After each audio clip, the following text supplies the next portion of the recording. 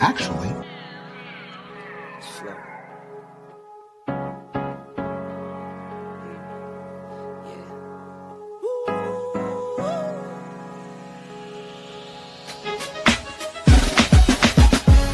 Yeah, I'm watching the rise, and I wouldn't say I'm shocked, cause I'm hardly surprised. This one's for the ride, this one's for who knew I'd make it, just needed some time.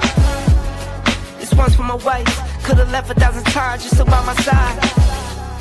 This one's for the grind, I knew it would happen, just had the strength in my mind. It's the Travel OG, and welcome to the Black Manosphere Conclave 5.0!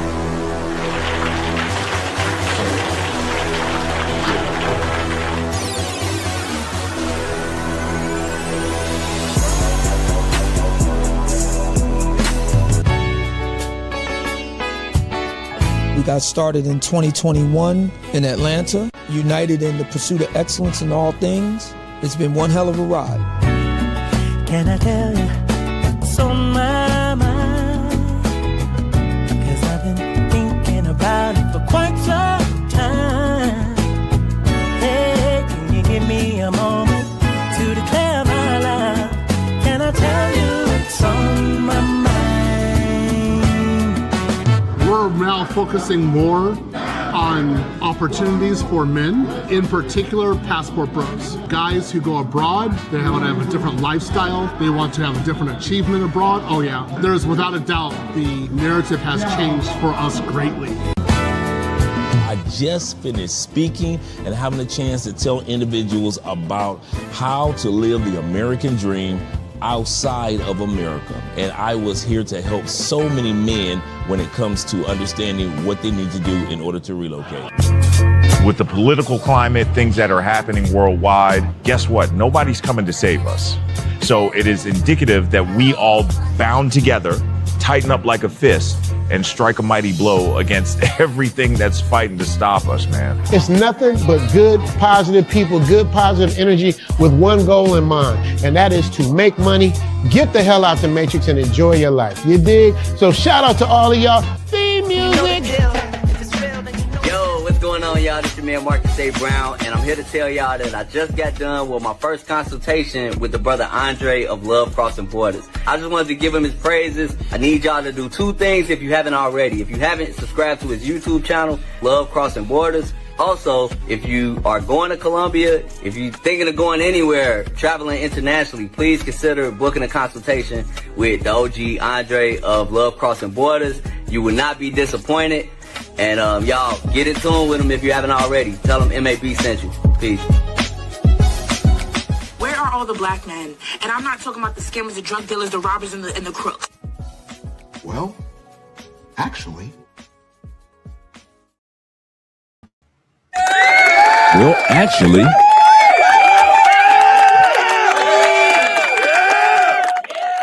Actually, they're here enjoying Andre and Andre's Love Crossing Borders. Shout out to all you gentlemen that are here this evening. We have a very important breaking news that's been taking place over the last month from the United States and around the world.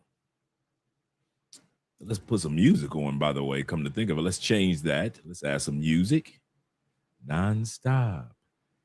Music. Non-stop. For all you Kraftwerk fans. All right, here we go. Let's get started. In 2019, many moons ago, a content creator named Taylor Made Dreams had a YouTube channel out of the Dominican Republic. And right around 2019, he made predictions on how important it would be for individuals to get their passports, because the day might come in which they might get trapped in the United States instead of just live in the United States. Many individuals took that for granted when he made that statement. Right around January of 2020, Andre and I on Love Crossing Borders made the same prediction that it's time for us to be serious about what we do with our passports and not just use our passports for vacationing, but also relocating. Between those two predictions, we both said that a time will come where you are not just living in the United States, but you will be trapped in the United States. No way in, no way out. Many people laughed at us in January when we said that, laughed at Taylor Made Dreams when he predicted it. Not even 4 months later, COVID hit. And most Americans were not living in the United States, but were trapped in our United States. Fast forward to 2025, 2026. There is a new way in which the government is plotting to trap many of us in the United States.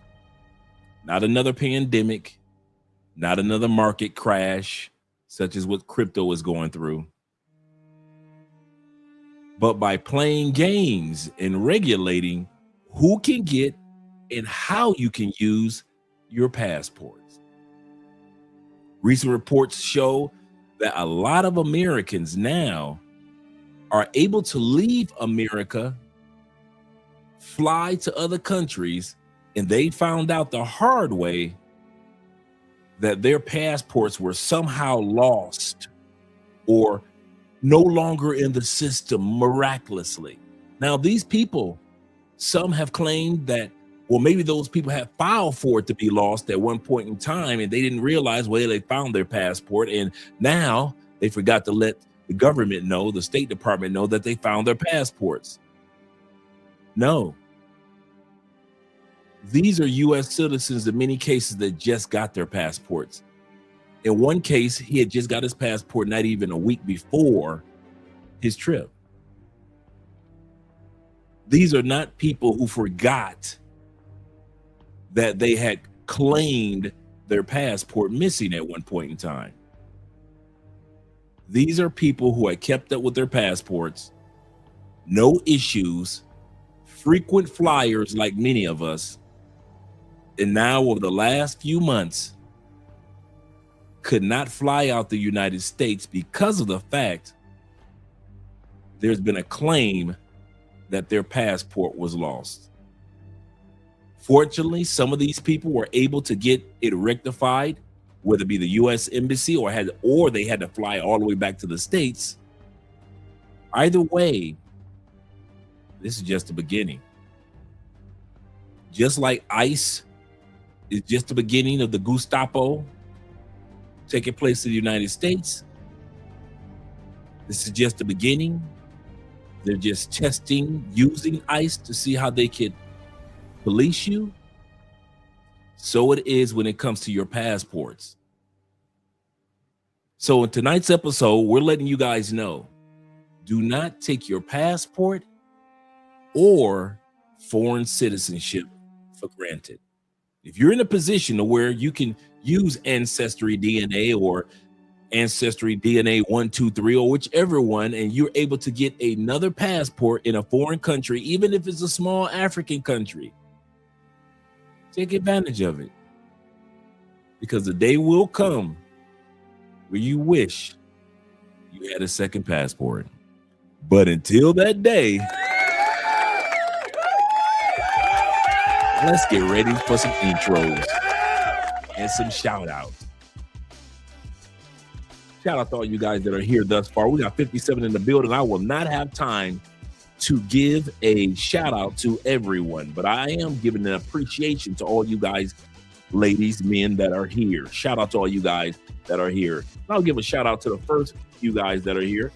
First one that's here with the 20,000 Colombian pesos is my brother Chill with Will in the building. Salutations to you as well as to Andrea and the chat. He say smash the like button, support the channel. Make sure that you support the channel by way of sharing this particular video on your Facebook page. He says support the channel for great information and content provided. This is going to be an interesting show. Can't wait for Dre to dissect this. Yes, sir. Yes, sir. We're gonna dissect this, definitely. We've got our microscopes today, gentlemen. Today's episode is all of us men have our microscopes like scientists, and we're gonna do a close analysis of what all this is all about, because several travelers have come out, and I don't mean just one or two, have come out and said that their passports, once they got to the location, hear me out, not while they were in the States let them get on the planes, fly to whatever destination. We're going to hear from one man. He flew all the way to Thailand just to find out that the State Department said that his passport was considered lost. And it's been happening over and over and over again. And some guys that we're going to look at tonight, they even have a theory about it. Shout out to David Dice in the building. Glad to see that you're here, Dave. Glad you see what's going. Yeah, what in the world is going on? Every time you think it's safe in the water, every time you think it's safe to go in the water, something new is taking place. Shout out to my brother Kenny Peoples of the Peoples family. Good evening to you as well. Shout out to my man Bean in the building. What up, though? What up to you, brother? He said, "How's your Thursday going?" Or how's your Thursday? I'm having a great day. Just got done having a wonderful. Me and Andre went out to a nature trail. And we just walked and talked and had some praise and worship and just enjoyed our lives and just enjoyed ourselves just walking for a few hours. So we're just getting back maybe about a good hour ago. Got your boy fresh and clean because, you know, black folks know how to take showers. If you saw yesterday's episode, you know what I'm talking about.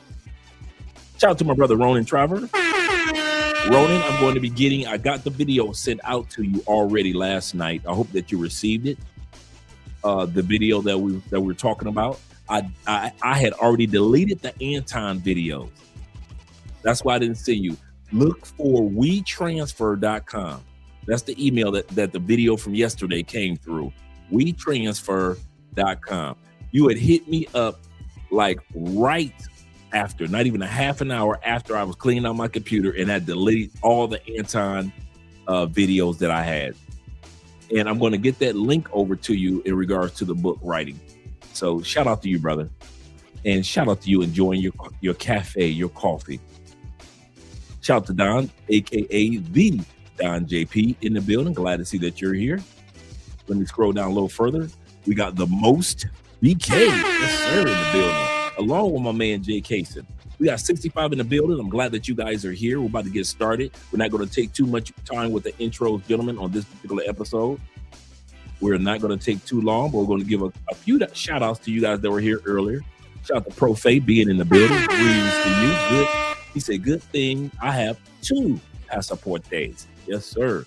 He said, make my U.S. He said, and I still have my Dominican passport. And he's absolutely correct. If you can, guys, do the ancestry.com, especially black men. There are a lot of black countries in Africa, or a lot of countries in Africa that are allowing African Americans to come. And I know several guys that have done it.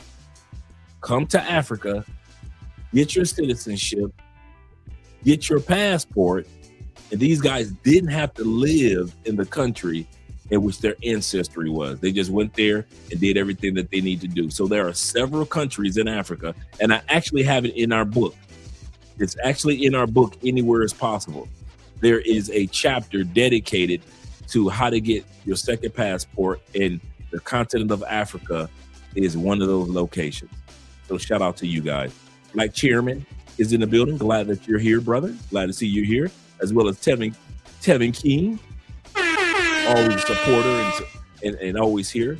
Shout out to my brother Charles in the building. What's good to everyone? Glad that you're here. Let me scroll down just a little further, see who else I can get in the first few moments, such as my brother Roy being here representing. Glad that you're here, as well as my man B being here. Beatrice being here. Glad that you're here, Beatrice. Good evening to everyone. And Ellis is in the building. Shout out, we're doing something right tonight because Ellis is here as well. We got 71 in the building, guys. We're about to get started. Shout out to my man Fears in the building. Glad that you're here. And glad to see all you brothers that are here. Shout out to my brother Abuta being here as well. Yes, sir. He said, is it safe to come out there? The question is it safe to be in there? And of course, shout out to my neighbor and all the brothers that have come down to Cali, Colombia. Glad to see you here, and big brother in life, as well as my brother, Poor Man 313. You better back the fuck up out my face, goddammit. I'm from Detroit, Michigan. Don't play with me. Don't play with that man. Do not play with that man. He said, you're talking about Shorty from Fresh and Fit last night. Talking about she washed twice a month. I know, right? Ugh. Yeah, they have official. If I was single, last night's episode officially turned me off for white girls. Shout out to YouTube and as I have it. Yeah, last night's episode. If I was single, yeah, I couldn't date white girls. I ain't gonna lie about that one. It ain't got nothing to do with their cultural complexion. It's got to do with if I date a white girl, I have to show her how to wash her butt because it's just nasty. Yes, sir. You said Guyana suspended their program. Thank you for letting me know about that. Appreciate that. My man, Big Brother has a question. He said, yo, Dre, have you done a video on how to properly cure for bald heads and beard? You know what? That's a good one. I've been thinking about that. A bald and beard episode. I'm glad that you said that because I do take thorough care of the beard and the bald head. Yes, sir. I don't just shave it, but I have a routine. Shout out to all 70 of you guys that are in here thus far. Appreciate you guys supporting by way of PayPal, Cash App, and Super Chat. Supporting the channel and its growth. Say twice a month, that is nasty. That is, Charles. That is. Yes, sir. Let's continue and shout out once again to Ronan being here. Oh, you saw the email this morning? Okay, okay, cool. I'll definitely get that link over to you. Shout out to my man Chris Jeezy in the building. Glad you're here as well. All right, let's change the music over, gentlemen. Let's change the music over because we already know. Let's change it to our music. Yes, sir. As I was saying, over the last couple of months, there has been a glitch that's taken place in the system that's impacted several travelers. Not just one or two, three or four, not just 10. The United States State Department is somehow, some way, miraculously telling people that their passport has been lost. But notice, they are waiting till the people get to their destination to inform them of this. In other words, you're using your passport when you are standing in customs in the United States or at the airport. You are getting on that plane in the United States. You are flying from your destination, from the United States towards your destination. And you land in your destination and they say, wait a minute, according to Interpol, and Interpol regulates, international travel with our passports from any country around the world. According to Interpol, your passport has been reported lost. And in other cases, it has been reported even stolen. And people are saying, even with brand new, one guy said, I've only had my passport a week. I just got it in the mail. How is it reported lost if I have it right here and I just had it for a week and no stamps? They are exercising in the United States the right to regulate your passport because, like I said, it's one thing to live in the United States.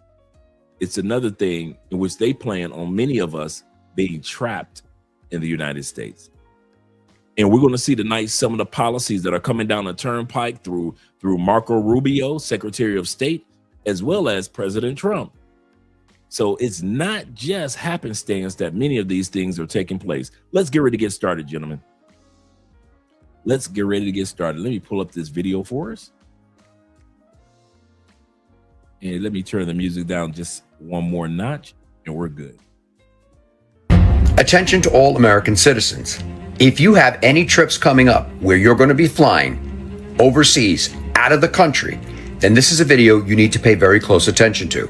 And why do I say that? Because there are alleged rumors that they are canceling people's passports. And I say allegedly. Why? Because there are tons of videos that have been popping up all over social media with people claiming that their passports have been canceled and their lives have been completely ruined. I came across this at 3 o'clock in the morning last night. Ronan Travels can attest to that because I was sending him emails at that time period, right? 3 o'clock last night, and I came across this. This has been going on for about a month, guys. You know how it always happened. Who's always the last one to find out about stuff? Black folks. A lot of times us black folks were the last ones to find out about stuff. But this is 2026 information. So just in case you guys are wondering, I would easily say 85 to 90% of the videos that we're about to watch tonight is from 2026. Almost 100% of the video is from 2020. Almost 100% of the video is from September of 2025 all the way until now. So 85% of it is right off, fresh off the presses, hot off the presses. And the rest of it, the furthest back it goes is September. So when I'm telling you that all this information is new and these incidences are new, and it's not happenstance, it's not a coincidence, and it's not a time where black people should bury our heads in the sand and say, well, they're not messing with my passport. I beg to differ. I beg to differ. If they're coming for white people, do not think that they won't be coming for us. There has never been a time in American history that they did not come for another culture and eventually didn't come for us. If you think I'm playing, look at ICE. If you think I'm playing, all you brothers and sisters in early 2025 that were laughing at the Latins, laughing at the Asians when they got arrested and were detained and were attacked and they went in their kids' schools, what are they doing now, black people? Are they not kicking in the doors of black families?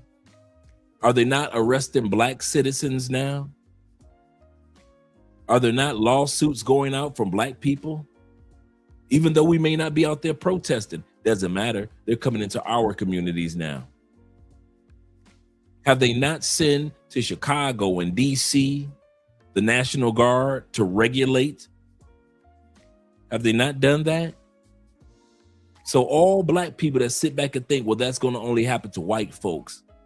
ICE is showing you that they're coming after you too.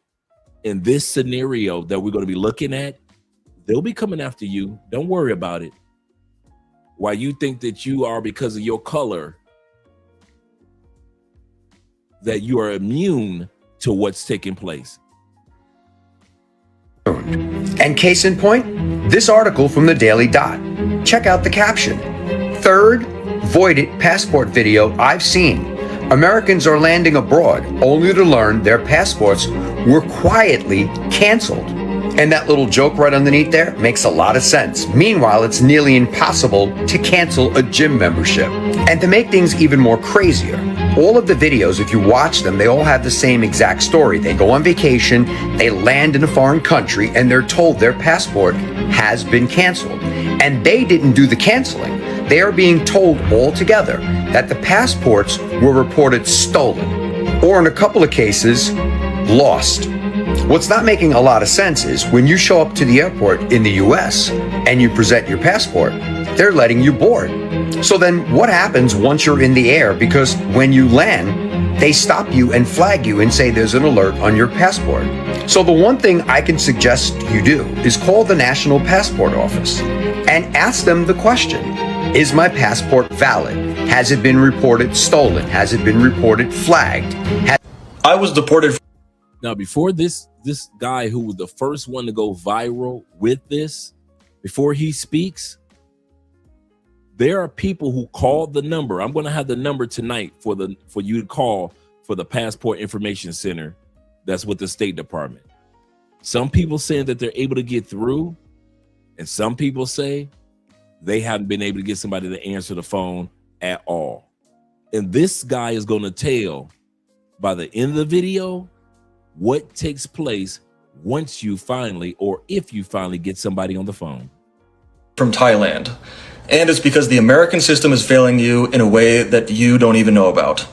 So on December 28th, me and my girlfriend fly from Miami, Florida to Doha, Qatar to Bangkok, Thailand. And upon arrival, remember, once again, I said these incidences occurred over the last month plus. He said December 28th, he was the first one to go viral. And all of a sudden, so many Americans have come out the woodwork that has experienced the same thing. I go into immigration and I'm told that my passport is flagged as lost or stolen by Interpol. So in case you don't know, the only way that it can be marked as lost is if you yourself mark it as lost. You need your social security number, your birth certificate, you need all of your personal information to mark it as lost. I did not do that. Why did he say that? Why did he say you need all those things to mark it as lost? I'll tell you why. Because there was a sister on TikTok that's telling people that, and I came across her video too. I didn't use it, but I came across her video telling people that, well, these people just forgot that they filed that their passports were lost. And then when they went to go use their passports, they ended up being monitored or what term can I use? Being placed under the umbrella of being lost or stolen. Hear me out, gentlemen. You will not forget if you filed for your passport if it was lost or stolen. If you lose your passport in Colombia, right? The hell you got to go through to get to the embassy in Bogota, if you're in Medellin, Cali, Cartagena, the validation that you got to go through, the amount of money that you have to pay to get a second passport, you will never forget that experience. That will not be something that you forgot to do, like you lost one of your pair of socks, one of the socks. You'll remember if something like that happened. That's why he gave the information on all that you go through if you lose a passport. Because it's not just flip it. It's just, oh, wow, I forgot I did that. I forgot. And if he did file, and if all these people had filed that they lost their passports, how come their passports worked in U.S. embassy? I mean, worked at the U.S. airports? I'm serious. If what that lady said, the sister said, was true, that these people somehow filed that their passports were lost and stolen, and they just forgot. All of the people that are going through this. How come these people's passports still worked when they got to the airport and were able to get on the plane?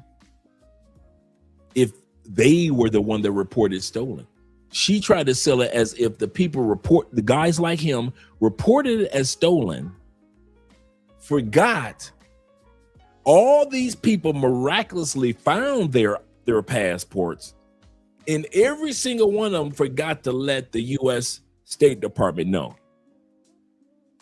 A sister. And she said, this is my last video. You can't on social media. None of you believe me. But guess what she said at the end? If you want more information, follow me on Patreon. If you want more of the truth, make sure you subscribe to my Patreon. I just put in the comments, I say, get your hustle money on, sister. I see what you're doing. I see what you're doing. Using fear tactics instead of facts. Not everybody lost their passport or had it stolen, and then miraculously all these people found their passports, right? And miraculously, all these people were able to get on the plane for their flights. And miraculously, all these people were turned back because their passports were reported stolen. All of them? Yeah. I like how you put that she's a clown. She's a clown. Bring in the clown. So here I am, about as far away from the United States as I could possibly be, with an invalidated passport flagged by Interpol, International Police, to which I did not know about. I'm then told that I am not allowed to enter the country, and I'm detained until I am back on United States soil. So I'm getting deported with an invalidated passport that I used to book 6 international flights, and I got on 2 of those international flights with an invalid passport. And I know for sure that it wasn't a mistake. That's another point that he just made. All of us who fly know that they're going to ask you for when you book your flight, when you book your ticket, no matter what airline, don't they ask you for your ask you for your passport if you're taking an international flight. So the airlines didn't mark it as, well, that's a lost passport number. That's an invalid number. You have to put another number in. The airlines didn't post it as invalid, did they? They scheduled the flight under that ID number or passport number. When he got to the airport and these people got to the airport, there was no problem with them getting on the planes. He flew from Miami to Qatar. After Qatar, he landed in Thailand, where they detained him. And Interpol pulled him to the side and said, your passport has been reported as stolen and or lost. This is just one story, guys. We're going to hear a lot more of stories from other people. Mistake is actually invalid because when we got back to the States, customs told me that it was lost, and it was marked lost 1 month after I got the passport. So this means I didn't even have the passport in the mail yet, and it was marked as lost. But I got it, and then 6 months later, I used that invalidated passport to book 6 international flights, and I got on 2 of them. So they had no more information for me, so I contacted the Department of the State, like the department of the government that's responsible for this, and they said they have no idea what I'm talking about, they've never heard of this situation before, and they tell me to go to another department. So I called the National Passport Information Center, and in their system, it's not marked as lost. There's no problem with my passport from the National Passport Information Center. They told me that different departments handle the application of your passport, and there's a completely different department that handles whether or not it's lost or stolen. So hours on the phone later, with the only 2 departments of government that are responsible for this, I have no information as to what happened, except I'm told to send a physical letter through snail mail to a random government P.O. box, and maybe they'll know what's happening with me. I spoke to the airlines, I spoke to an immigration lawyer, and what I've realized is that getting on a flight obviously does not do a full check of your passport.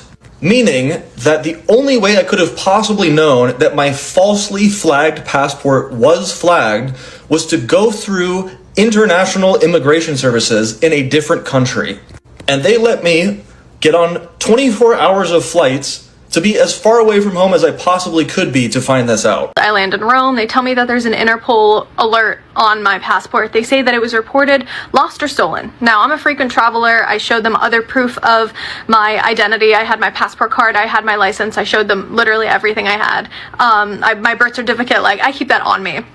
So I end up being able to go through customs, but I need to go to the embassy to get a new passport. So I am grateful that I'm able to go to the embassy to get this passport. As promised, I go to the embassy first thing Monday morning to deal with the situation, and they're able to tell me that in their system, somebody reported my passport as lost or stolen on an MTA bus back in November. Now, that person was not me. I made it very clear to the person, I don't take the MTA bus. However, I'm also a frequent traveler. Why would I have reported my passport as missing and then decided to go on a trip a month later? Long story short, a bunch of people have now been coming out talking about how their passports, even though it's legitimate and everything is by the book, they have been deported from foreign countries and sent back to America because their passports have either been reported stolen or it has been voided. Remember, I made a video and I said, I believe, my theory, I have no proof, but I believe the Iron Curtain goes down after the World Cup. When the World Cup is over, that's when America will show its true face. It can't do that now because it needs all these people to come to America and we need their money.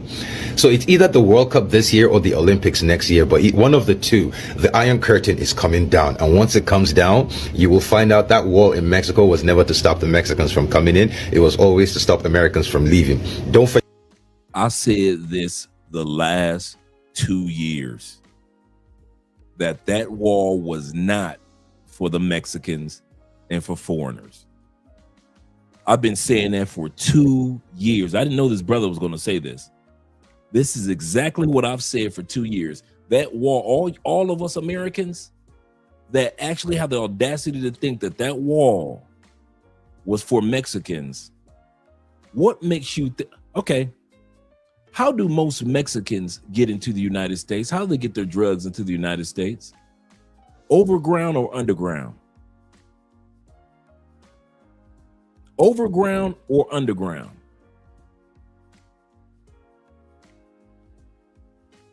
Mexicans have so many tunnels that have already been built underground that they've been going back and forth throughout the United States with no issues. It's the other immigrants that come straight through the canals and the rivers. That gate, that wall, that structure is not for foreigners.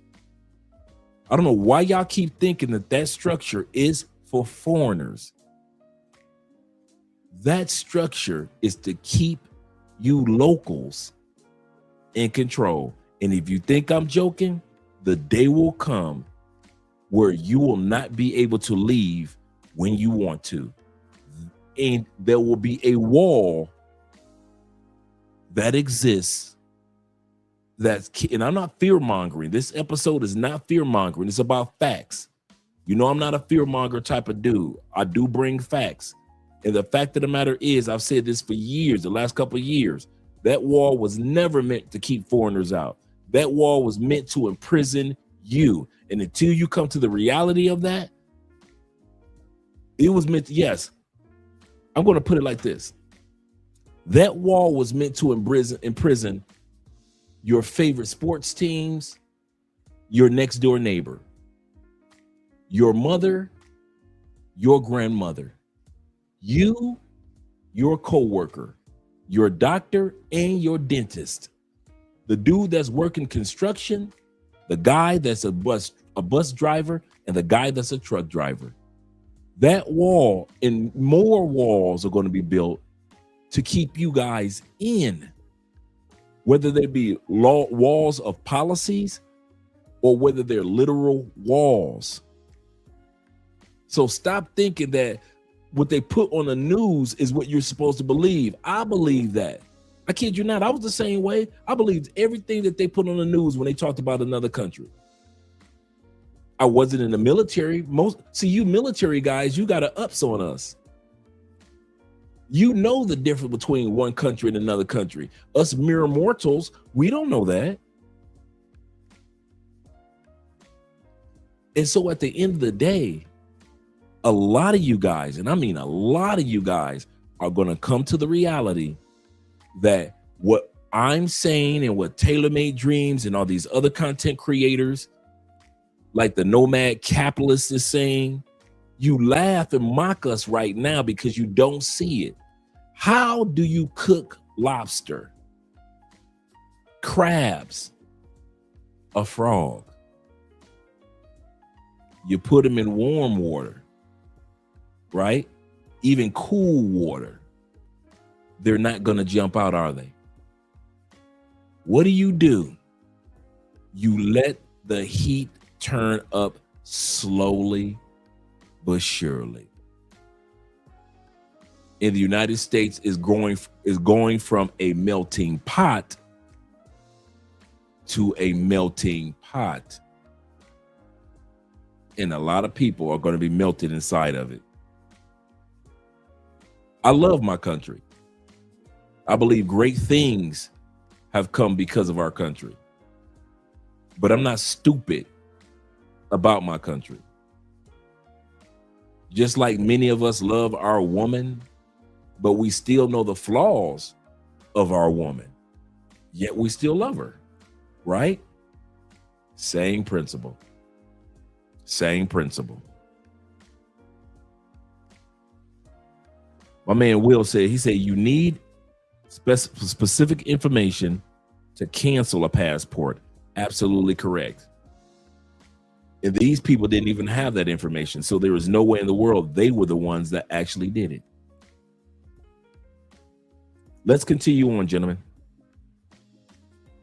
Up to 5 Americans so far. 5 different Americans have gone to Canada to request asylum, only to get arrested by the Canadian police and sent back to America. So if you go to Canada thinking, oh shit, everything is scary here, I'm gonna run to Canada. Nope.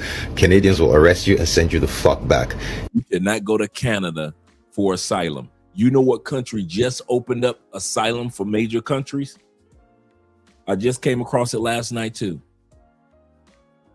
Guess what country, a major country, has finally opened up its doors? Because it used to be only third world countries and second world countries they could get asylum in certain countries. Do you know things are so bad in the United States? I'll say this again. Things are so bad in the United States that the Netherlands is the first country to open up asylum to where an American citizen could go to the Netherlands for a place to stay and be able to apply and apply fairly. It used to be if you were an American citizen in many parts of Europe, if not most parts of Europe, and you apply for asylum, they laugh at you. Get out of here. Things are so bad now in the United States. The Netherlands just recently opened up its borders for people that want to come and have a fair chance to apply for asylum. So all you guys that think that this is all far-fetched, okay, cool. Other countries don't. So if you think Andre doesn't know what he's talking about, cool. Other countries are seeing it. Other countries are seeing what's taking place in our country. And the brother is absolutely correct. You guys have 2 major dates coming up to get your ish in order. 2 major dates. The World Cup and the Olympics. And he is right. After the Olympics, you think all hell is now in the United States. Trump gonna be just like the Joker. Wait till they get a load of me. Wait till they get a load of me. I kid you not. Will says this, that they have never provided a case number or proof showing their passport was canceled. And that's another thing. You do get a case number once you file that your passport was lost. They give you a case number to be able to follow what takes place with your passport. Any updated information, or if they need to reach out to you, you need to reach out to them. You do get a case number. So to sit back and say, well, they must have, like the sister said, well, they must have forgotten. That's why they couldn't find their passport. or their passports got monitored as lost or stolen because they forgot that they had gone through the process. Filing for your passport lost or stolen is something that you will not forget that you've done.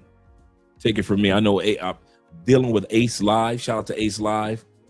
Ace has probably lost, just being around me in the years that we were hanging out, at least 3-4 times I've gotten calls from Ace that he's lost his passport and had to get a new one. So it does happen. Let's continue on with the video, gentlemen.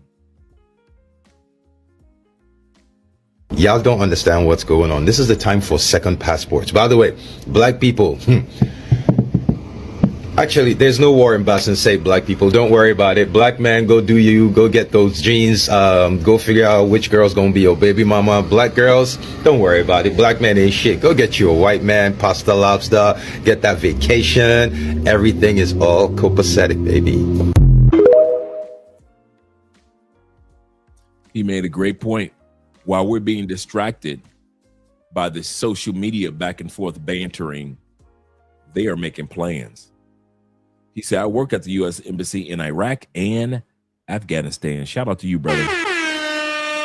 Thank you for giving us that information. This is important information for anyone who travels or plans to leave the United States. Over the past week, multiple travelers have come forward saying they left the U.S. with valid passports and were stopped overseas because their documents were suddenly flagged as lost or stolen. Now, in several cases, people say they were told the alert came through international systems used by border authorities, meaning their passports were treated as invalid on arrival. What's consistent across these stories is this: the travelers did not report their passports lost or stolen. They were able to depart the U.S. without issue, and they only discovered the problem once they were already in another country. Some were told they had to return to the United States immediately. Others were sent to U.S. embassies to apply for emergency passports, a process that takes a very, very long time. Now, several people say they contacted the State Department, Homeland Security, and passport offices afterward and could not get clear answers about who flagged their passport or why. Now, some reports suggest error. That's exactly what the first gentleman mentioned. He said he made calls, and yet nobody gave him any clear answers. Remain unresolved. What matters most right now is if you hold an American passport and if you're planning to travel in the upcoming future, then this video is for you. Because Americans are landing abroad just to learn that their passports have been reported as lost or stolen. This is viral on social media and hundreds of people have reported that this has happened to them. So just imagine, you've taken your PTO, you've not just one, not just two, but hundreds. And it's growing.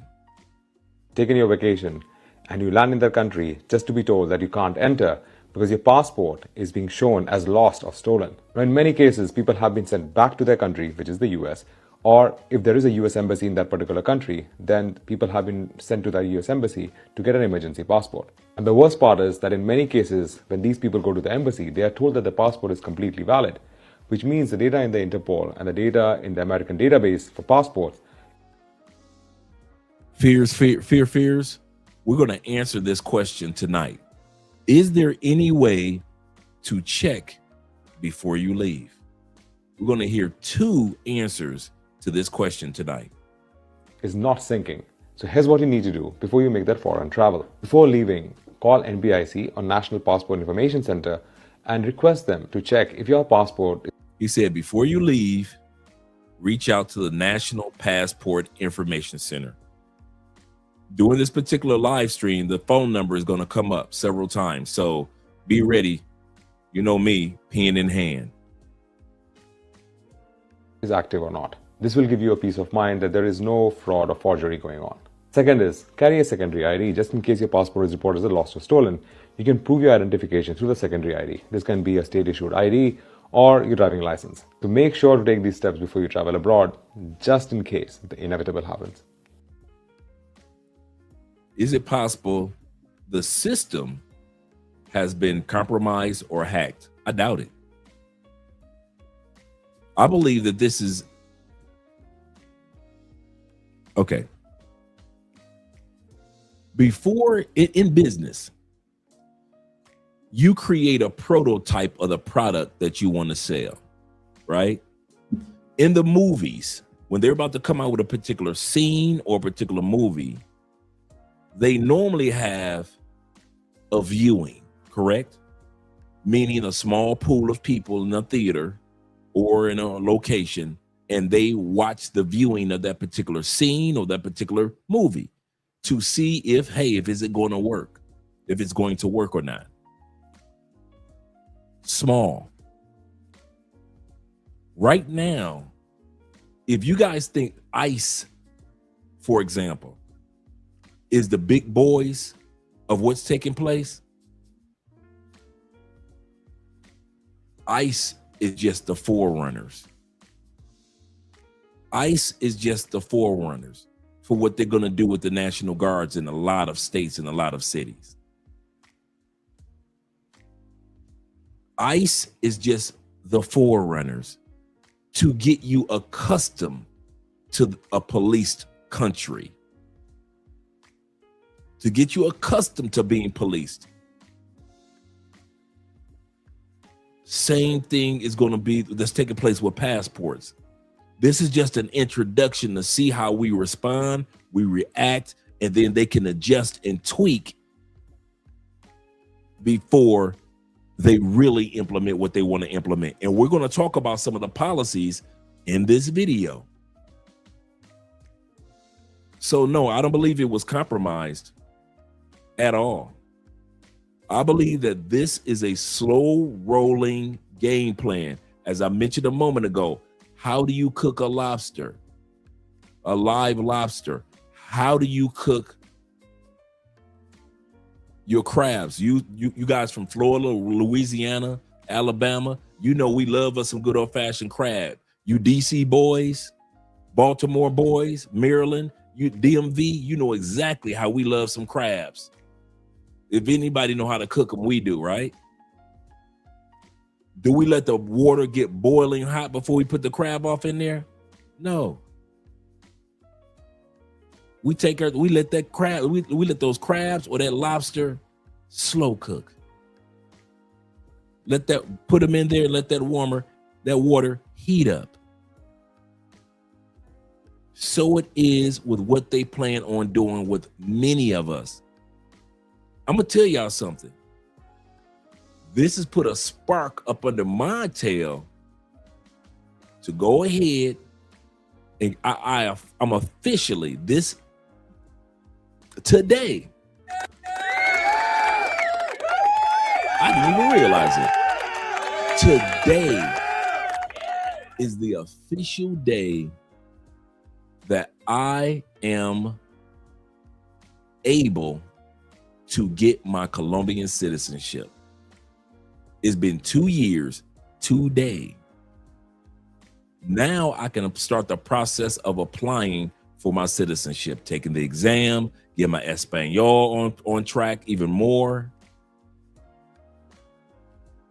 Some of you guys can get a second citizenship by way of a DNA.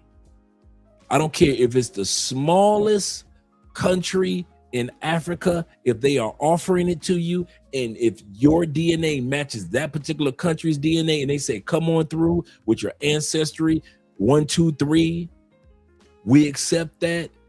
I suggest you take it.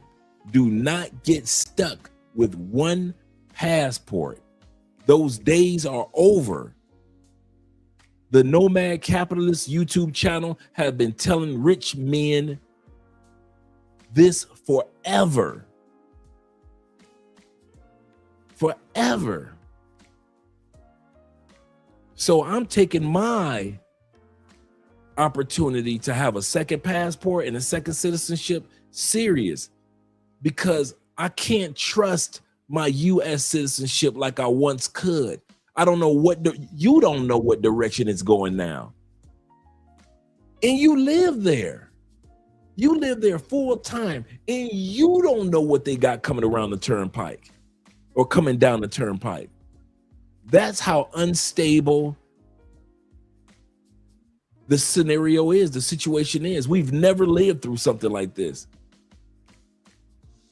There has never been a time period where U.S. military has just run rampant, arresting people in elementary schools, kindergartens. They're arresting kids in the kindergartens. We've never seen this before. We've never seen a pandemic before like this in our era.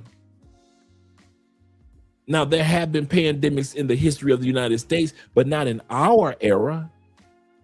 We've never seen the resurgence of racism the way that it is now in the United States. Yeah, we've had systematic racism among the system. Yeah, every once in a while, a white boy run off at the mouth and get popped in the jaw for using the N-word. But now, there are millennials and Gen Zers have never seen white men marching. That's a Gen X thing. Am I lying? Now, these racist groups are marching up and down the streets of your cities. The Aryan Nation, they're back. Klansmen, they're back. No DEI, systematic racism is at an all-time high. Let's take out all those photos of Jackie Robinson and take out all those photos of all the great black historians. Let's only have one black general. No use of having all these colored people that's in the Navy, that's generals and heads of military. We're going to have one black general, if that. We have not seen this in our lifetime. In other words, Trump would have got rid of Colin Powell. That's how much racism is taking place in the United States now. There are kids that have never seen a Aryan Nation walking down the street, or the Klansmen walking down the street, or the Proud Boys walk. They don't know nothing about that. Now it's at an all-time high. You think Charlie Kirk is going to be the last Charlie Kirk? They got white boys in the wing to take his place going from campus to campus. So, me personally, y'all know what Andre says, stay right where you are. I will never try to convince an American to leave America, ever, ever. You never have to worry about that. You'd never have to worry about that. I'm not trying to convince you guys to leave anything. You can't even leave your own city. Statistics show that 68% of y'all will live and die within a 50-mile radius of the hospital in which you were born. You can't even leave outside of the radius of the hospital in which you were born. And some of you guys right now are thinking about, like, wow, I do live 50 miles within the radius of the hospital in which I was born. Some of y'all were born in Philly, you're gonna die in Philly. I'm not trying to convince you to go anywhere. Some of you guys who you travel all year round, but when it comes to living and dying, you were born in DC, you're gonna die in DC. You were born in Kansas, you're gonna die in Kansas. You were born in California, New Mexico, you're gonna die. So most Americans, I'm not about to sit up here and try to convince you that that wall was built for you, because I know you're not going anywhere. This live stream and our channel has always been dedicated to men and women on the fence. Our job is to give you information if you're on the fence of your decision. But all you guys that have already come to the conclusion, my country 'tis of thee, sweet land of liberty, you will never see me tear down America and say America's not great. But you would never see me not say, unlike other people, I have no problem saying, I told you so. Oh, when COVID happened, we had no problem with telling y'all, I told you so. We told y'all to get y'all passports, but you laughed at us. I told you so. You think I didn't have fun during the years of COVID, telling you Americans, I told you so? Oh, I'm not one of those people. I ain't got that type of heart to be like, no, I could say I told you so, but no, I'm going to tell you, I told you so. Taylor Made Dreams told you so. He said it in 2019 and he said it in 2018. Get your passport.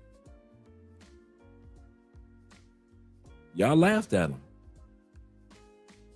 So once the Olympics are done and the World Cup is over, you think you living in hell in the United States now. That brother did not lie. There's a new level of hell that they're preparing for already. We're going to look at some of the stuff tonight.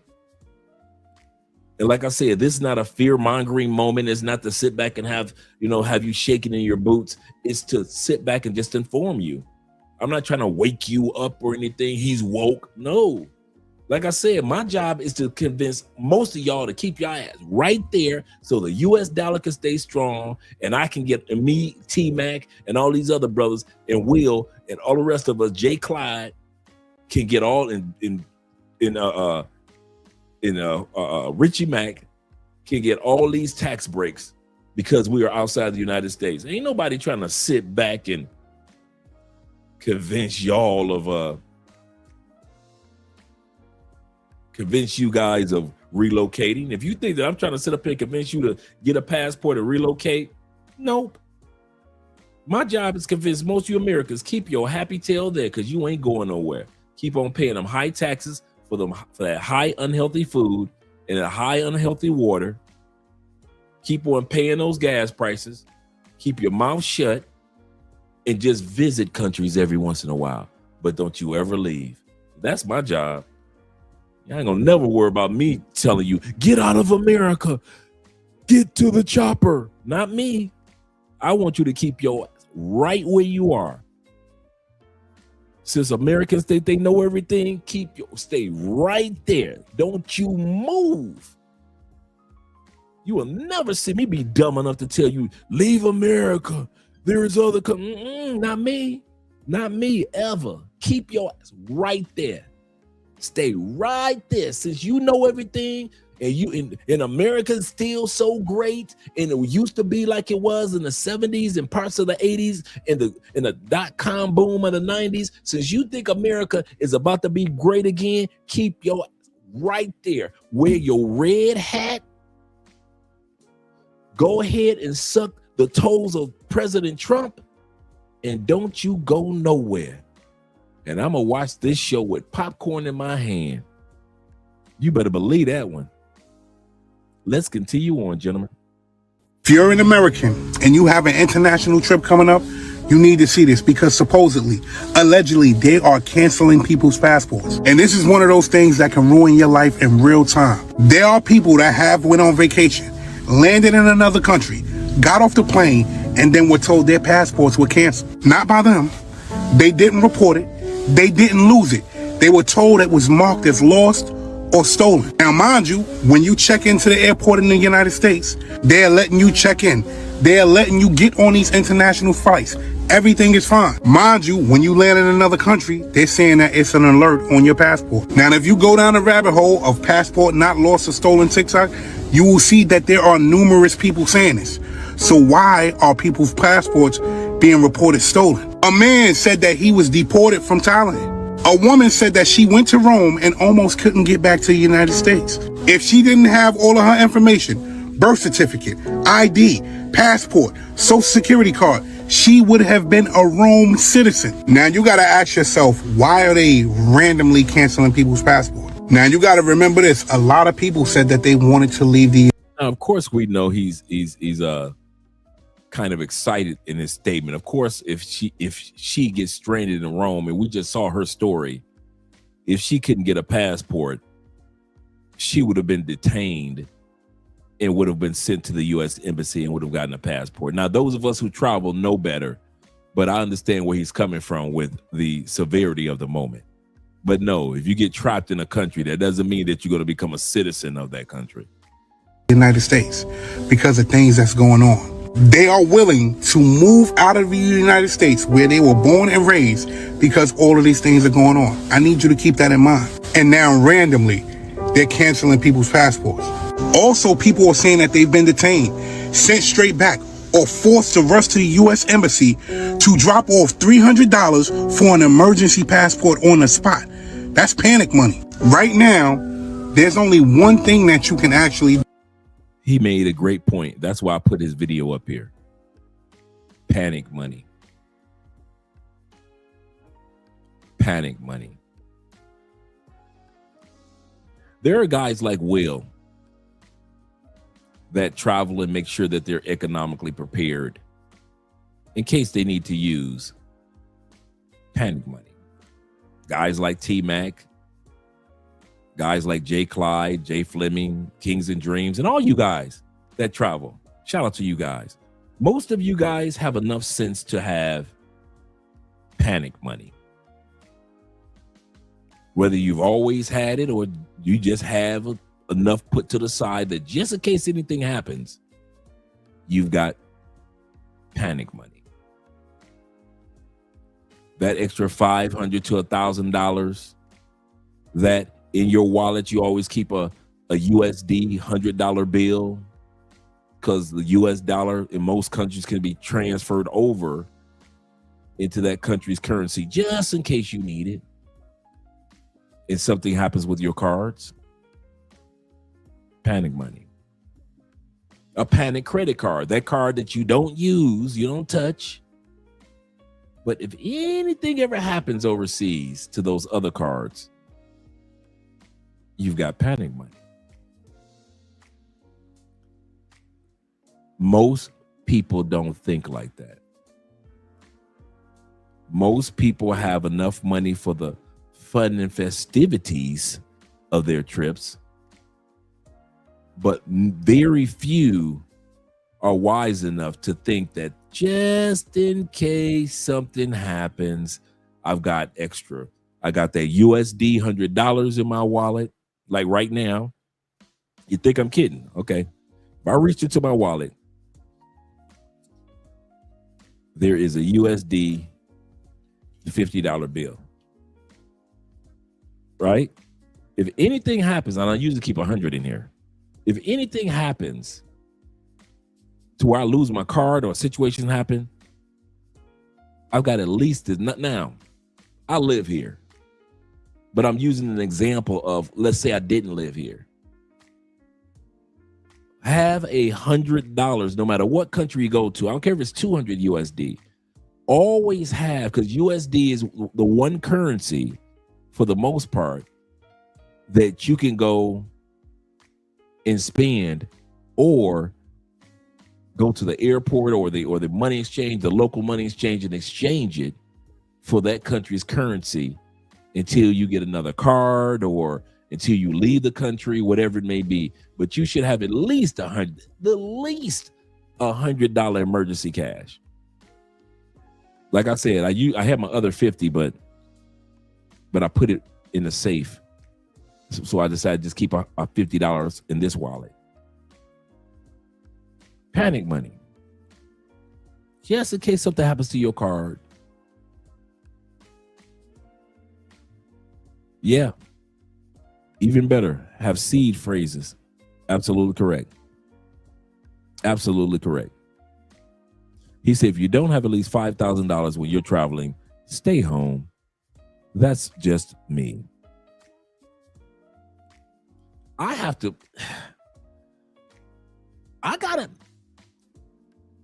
admit, I agree with that to a certain extent, depending on how far you're going and how long you're going to be gone. A lot of people look at 5,000 like it's a lot. I have to agree with you. 5,000 is not as much as people think it is. When you're traveling, yeah, you can burn through that 5,000 really fast. He said, Dre, here's a key fact that I haven't heard the alleged talk about the security inspections to prove their citizenship.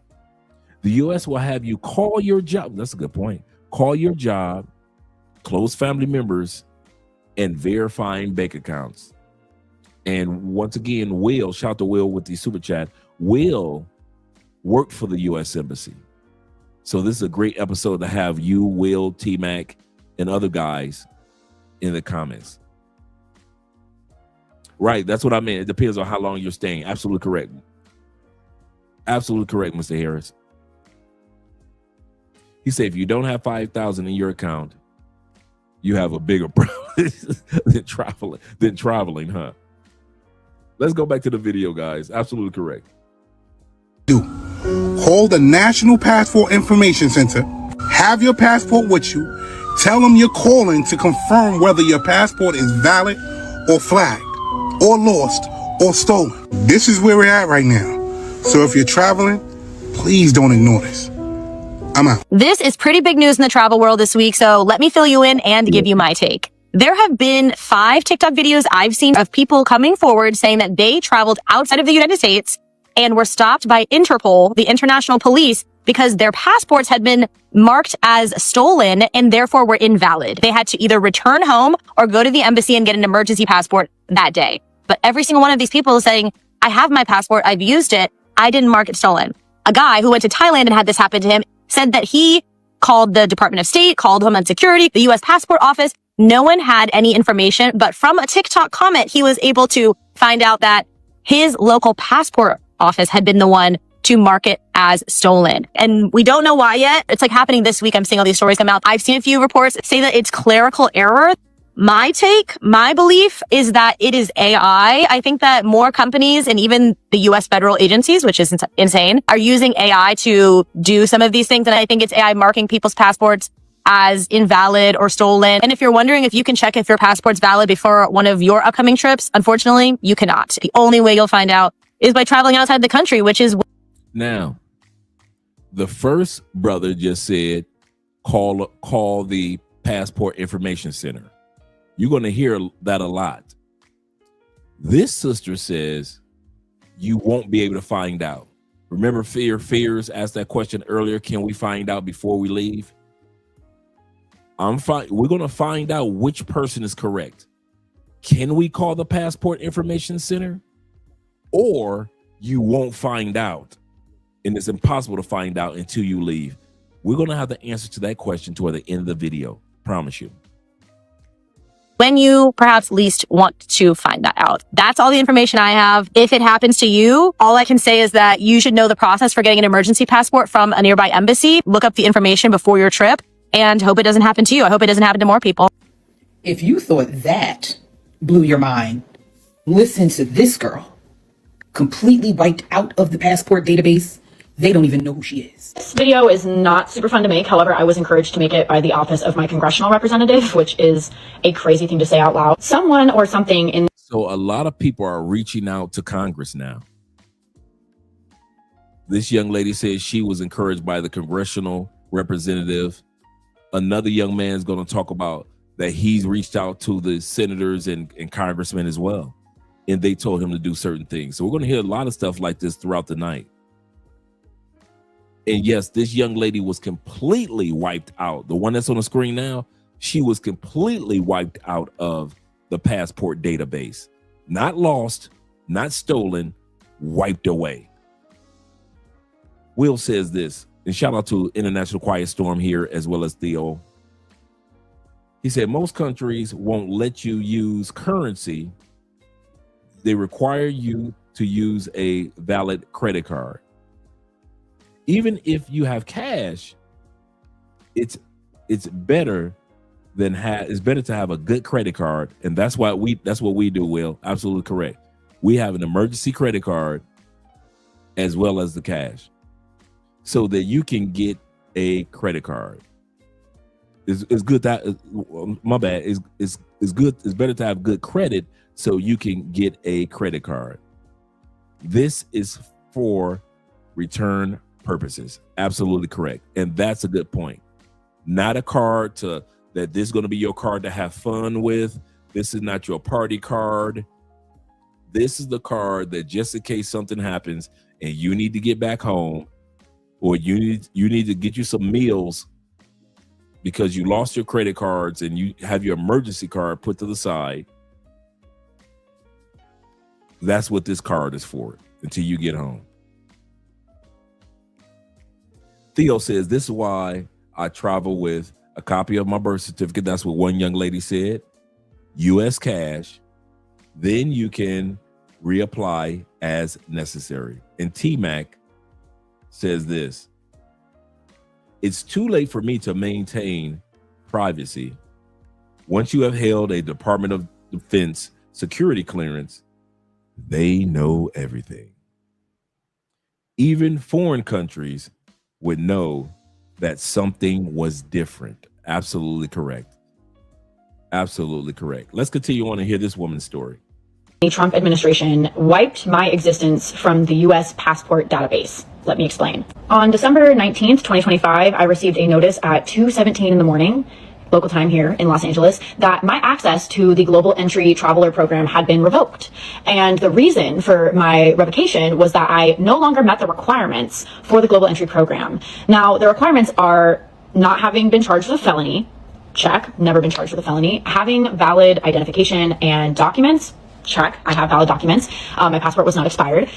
And one of the last things on the eligibility list was not under investigation for terrorism.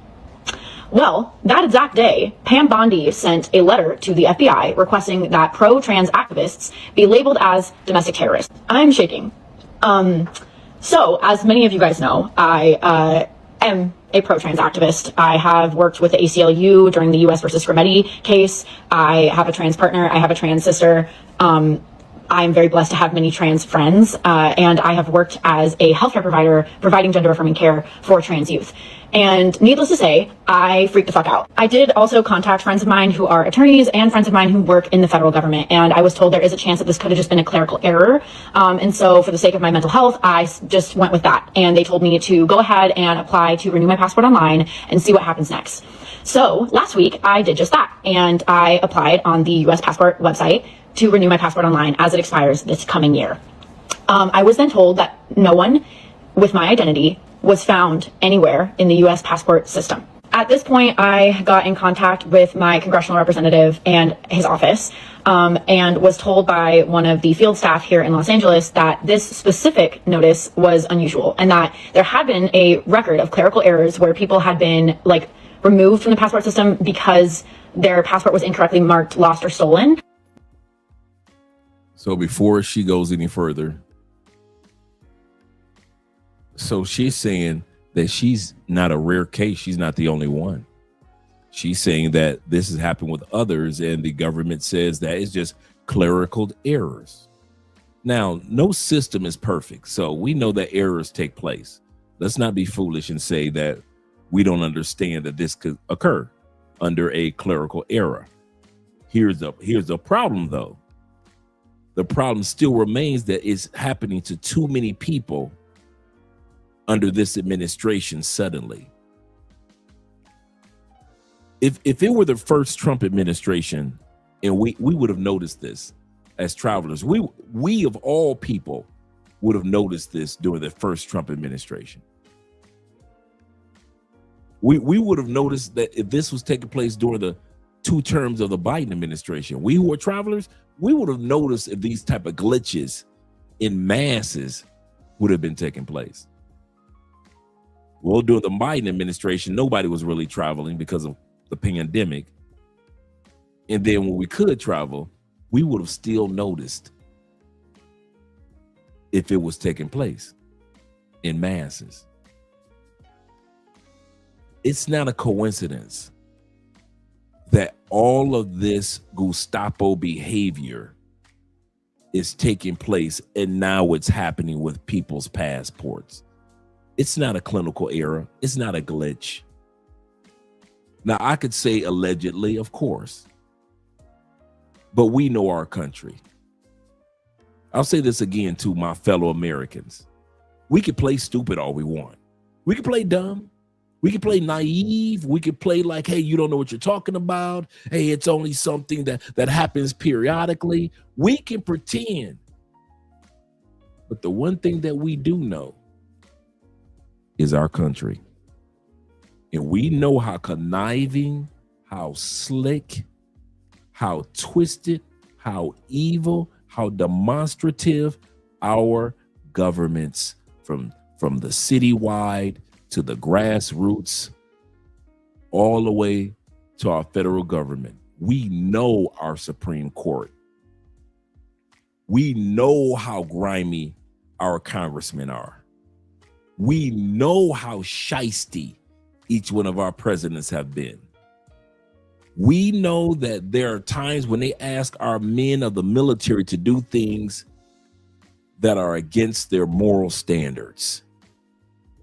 We know our country. We can play dumb all we want to. We can pretend like, oh, that can't be. Nah, that's not happening. Not my country, 'tis of thee, sweet land of liberty. We can pretend.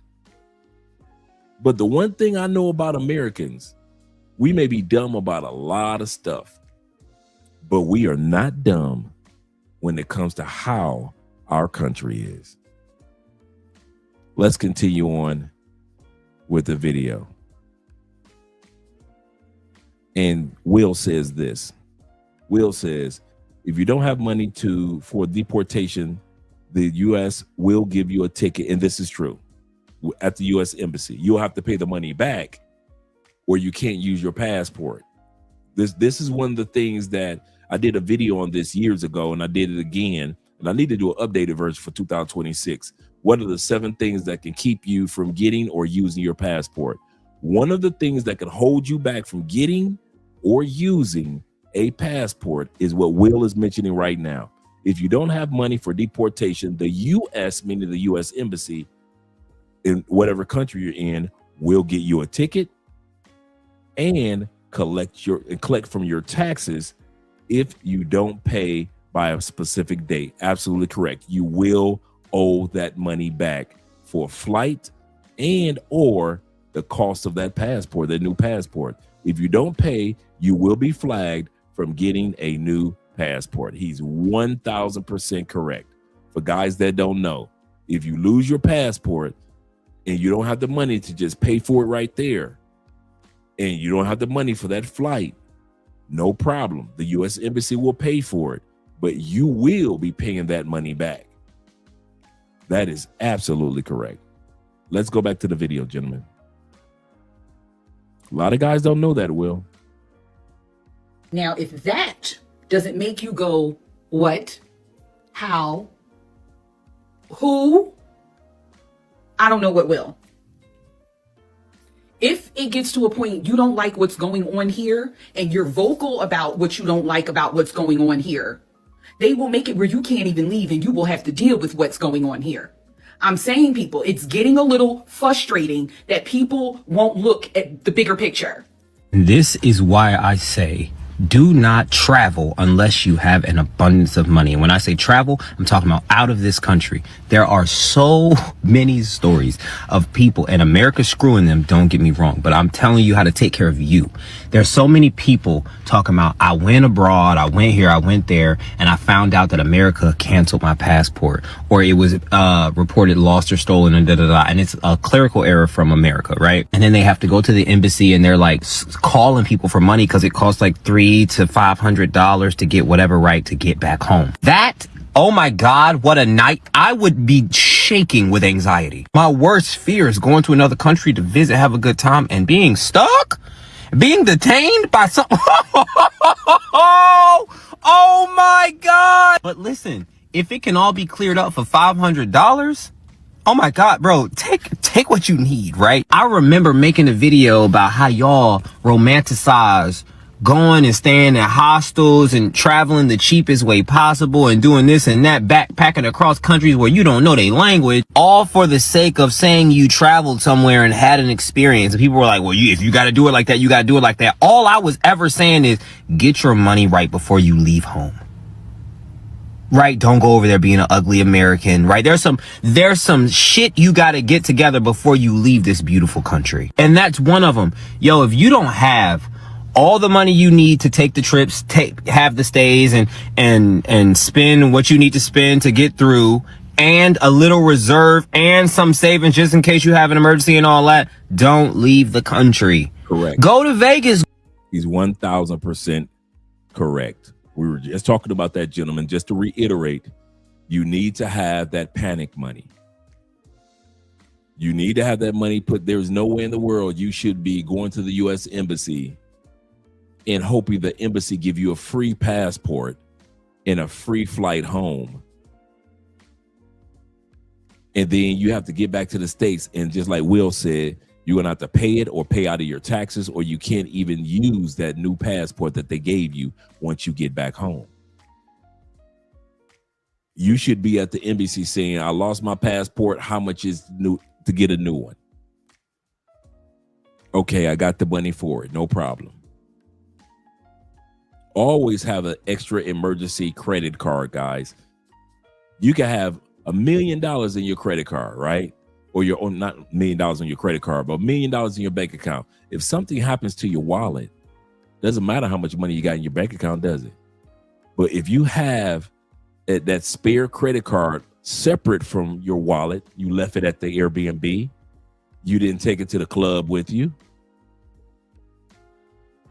If something happens, you still got that other credit card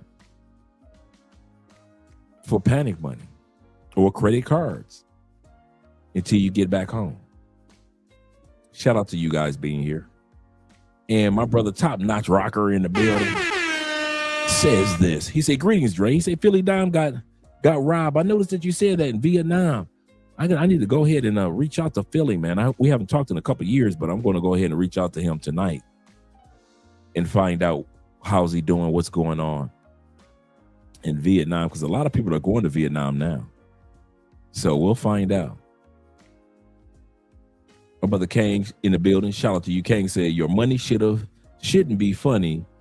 Always have a credit card with an 8K limit. Absolutely correct. Exactly. You can't be out here traveling across the ocean with $500 with the fever in your pocket, in your account. That's not going to fly, because anything can happen. You're absolutely correct. Anything can happen. Go to LA, go to New York, go to Miami, whatever. If you're in the country, you get back home, right? But do not leave this American soil if you don't have bread to get back if it all goes wrong. I would say for each person going, have 5. I'm going to tell y'all this. This is Andre's theory. This is just Andre's hypothesis, or not hypothesis, but Andre's point of view. Have money to get to another country, or get to the country that you want to get to if something pop-offs in country A. You leave America, you go to country A. Something's happening. Make sure that you're in an economic position to be able to get yourself to another country just in case something happens in country A. Americans assume that the only place that you can run back to is America. That's what they assume. They assume this. I assume regarding you men that if it doesn't work out in America, if it doesn't work out in country A, you can still make it in country B. If things don't work out here, if it didn't work out here in Colombia for Andre, and now Andre and Andre, we have backup countries and a backup plan for other countries. Don't think that we're just going to be sitting in Colombia just scratching our heads like, what are we going to do? We have backup countries. And guess what country is not part of our backup plan? America. I don't think Americans give us credit for when we say we ain't coming back. Times gonna get tight. Times get tight for everybody. We ain't coming back. You gonna get a cold. Yeah, I'm gonna get a cold, but I'll be in another country. I ain't coming back. She divorced you. Maybe she did. I ain't coming back. I don't think Americans really understand when we say we are not coming back just to visit. We are guests in our own home country. I go to America, I'm a guest. Or I'm a business partner. I come there either for business or I come there to visit people. I'm a guest. That is not my home. It's my heritage, but it's my country 'tis of thee. But if you think if times ever got tight for Andre and I in Colombia that I'm running back to this, y'all got me twisted. When I tell you, and mention to you guys, and you guys mentioned to me that you are not going back to the States to live full time ever again, maybe part time, but never full time again. I understand guys that even go back to the United States to get your money right.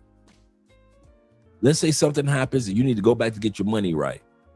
I understand that, because you plan on leaving again, but living full time for the rest of your days, forget about it, Americans.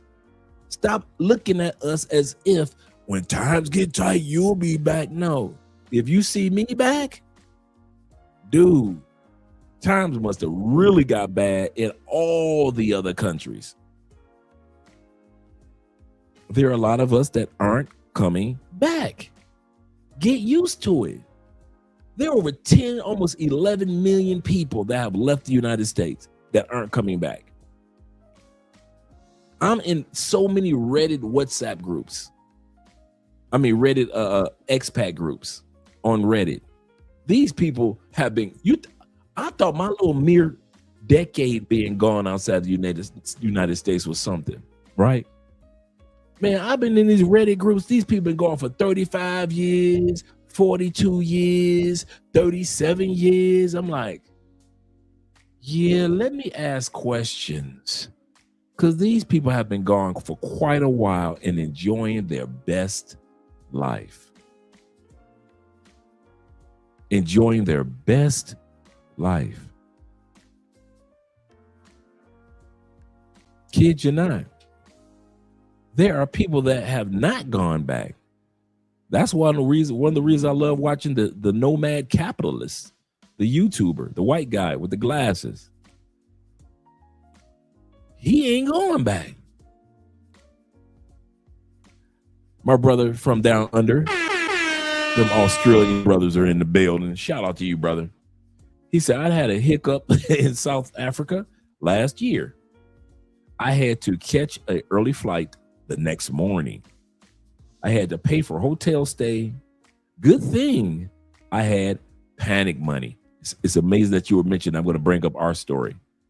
After the trip, went smooth like silk. You remind me, shout out to you, brother, with the $10 love, the Australian dollar. Yeah, he even renounced his citizenship. Absolutely correct, T-Mac. He was serious. So he's no longer an American citizen. He's serious. I'm going to tell you something. If it wasn't for the lineage of our children, I'd have gave mine up too. I've been going too long. I don't benefit from my American citizenship, except for maybe, true story. Do you know how I benefit from my American citizenship? True. I mean this. I benefit because of tax breaks I get. And I benefit because the American passport can get into certain countries without a visa. That's it. And I don't say this in a negative way. I want you guys to realize I'm not saying like you give up his citizenship. He's evil. I say he's evil. And the third reason is lineage. My kids should have the right to use their U.S. citizenship under their dad's DNA. And who am I to take that away from my kids, right? So the tax breaks, being able to get into other countries without using a visa for the most part, and my lineage. Other than that, I don't benefit from my U.S. citizenship. Dude, I vote every vote. What American road have I driven on in the last 10 years? What about a school? Do I have any children that are going to use in American public schools? What about even the electrical grids? Am I using American electrical grids? Am I using American military protecting me day and night? No. What about the police force? If I get robbed, is it the American police that's protecting me? No. What about the school teachers in the United States? No. I've been gone so long, I haven't taken advantage of anything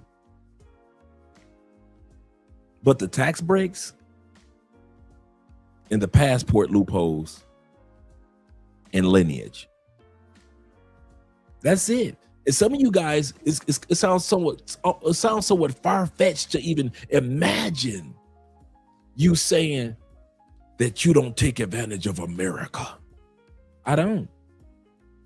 Put in the comments if you think of it. Can you think of it? Because I can't think of anything other than lineage, other than passport opportunities, you know, not having to fill out a visa in certain countries, and all the tax breaks I get. Can you guys think of anything else that I can't think of that I would take advantage of as far as my citizenship?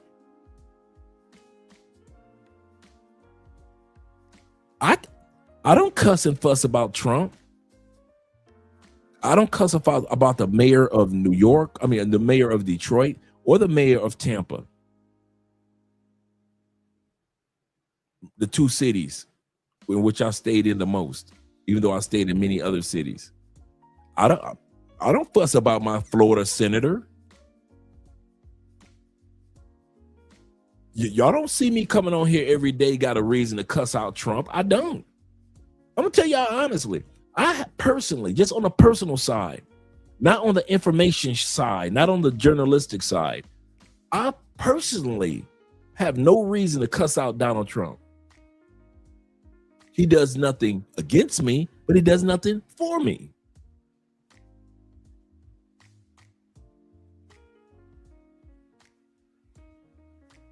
The most that we're coming to lately is Trump trying to militarize the West. So he's trying to go from Greenland all the way down and use the U.S. military to take over everything from Cuba to Venezuela to anything else he could take over, right? That's the most I can say. When you don't live in the States so long, you're not taking advantage of the day-to-day things that the government does. So if it were just me and I wasn't gonna have any kids, and if I had a passport that could get through to many countries, like if I had a Japanese passport, I would have no problem giving up my and I wasn't getting these tax breaks. If I wasn't getting these three things, I would have no problem giving up my citizenship because I don't use it anyway. It's like you know how you had them dudes in the hood? They got that old Camaro on bricks. It's a 1971 classic Camaro. Little bit of rust. No transmission. There's not even a motor in there, just wires when you pop the hood. It's sitting on bricks, but it's been sitting in his driveway for the last 10 years. That's America to me. It's in my driveway. It belongs to me. But as far as use, there's no transmission, there's no motor. Even though it is a classic Camaro. It's mine. But technically, I don't use it. It's just sitting in the driveway, taking up space. I wish I could put it another way. And a lot of you guys look at me like, wow, what is he talking about? I'm telling you, when you don't live in the States, a lot of the stuff you don't use. A lot of the stuff I vote for, I don't use.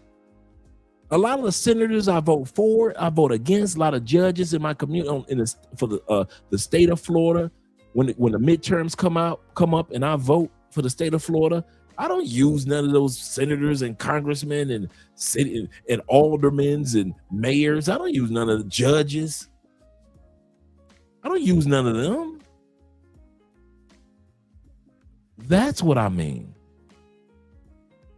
That's what I mean by you'll be gone for so long that your citizenship will be just like a Camaro sitting in your driveway on bricks. And I hope I gave you a little clarity to some of you guys. He said, I don't like either party. Yep. Neither of the two parties persecuted any of the EP files. Yep. Except for more than two people. None of them have any moral grounds. Biden sat on the files and did nothing, just like Trump. Yep, just like Trump. He said, I do use my representation, and they actually have been helpful. My representative, my state representatives. And I can see that because I've got the White House on speed dial and my state representatives on speed dial, even though I'm not living in the state. I'm living in the States. I'll say that again. And I've had this for years. Even though I don't live in the States, I do have the White House on speed dial. And you can leave a voicemail for your U.S. Senator or House of Representatives. You can do that. You can leave a voice message. Yes, you can. International Quiet Storm. He said, Drake capping, fellas. He has taken full control of the steering wheel on the road to righteousness. Praise God. Praise God. Jesus walk with him. I had a little El Guapo moment. Yeah, man. I am said he said excellent analogy. Yeah, I own it. I own the Camaro sitting there, but I don't use it. You know, and I kind of picked that up from being in the Reddit groups with millions of, you know, I'm in 2 or 3, 4 Reddit groups, and it's thousands. I won't say millions, but thousands of people that have been gone for years, man, and I mean for years. He said to get a program or countries that have a path to citizenship program in place through their residency program. Absolutely correct. You have at least 7 of them. Rwanda, a lot of guys don't sleeping on Rwanda, man. Rwanda doing some good things. It's starting to turn itself around slowly but surely. It still goes through a little bit of civil wars here and there off and on, but it's getting a lot better than what it used to be. For those that are Africa, that are like Africa, is one of them. Absolutely correct. Absolutely correct. Let's continue on with the video, gentlemen.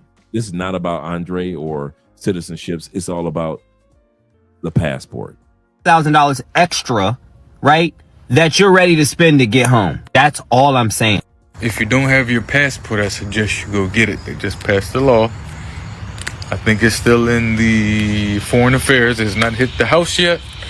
But they're trying to be able to revoke anyone's passport or revoke anyone from getting a passport just because, for whatever reasons they see fit. So if you got one, renew it, whatever the case may be. If you don't got one, go ahead and get one now, because they is not playing. They definitely trying to keep us here. They started this process last summer with Marco Rubio. I've been talking about this for a while. I remember when in I think it was November. Remember that one senator, one congressman that's from Colombia put forth a proposal in regards to regulating passports and things like that. Who could get one, who shouldn't be able to get one. And I was mentioning the guys, I said, wait a minute, Marco Rubio's been working on something like that for forever. Now Marco Rubio's is starting to come in fruition. So that's what the one brother was talking about. But he said it wrong. He said they passed a law, but now it's a bill in the House. It's a bill in the House. They didn't pass a law. It's just a bill right now.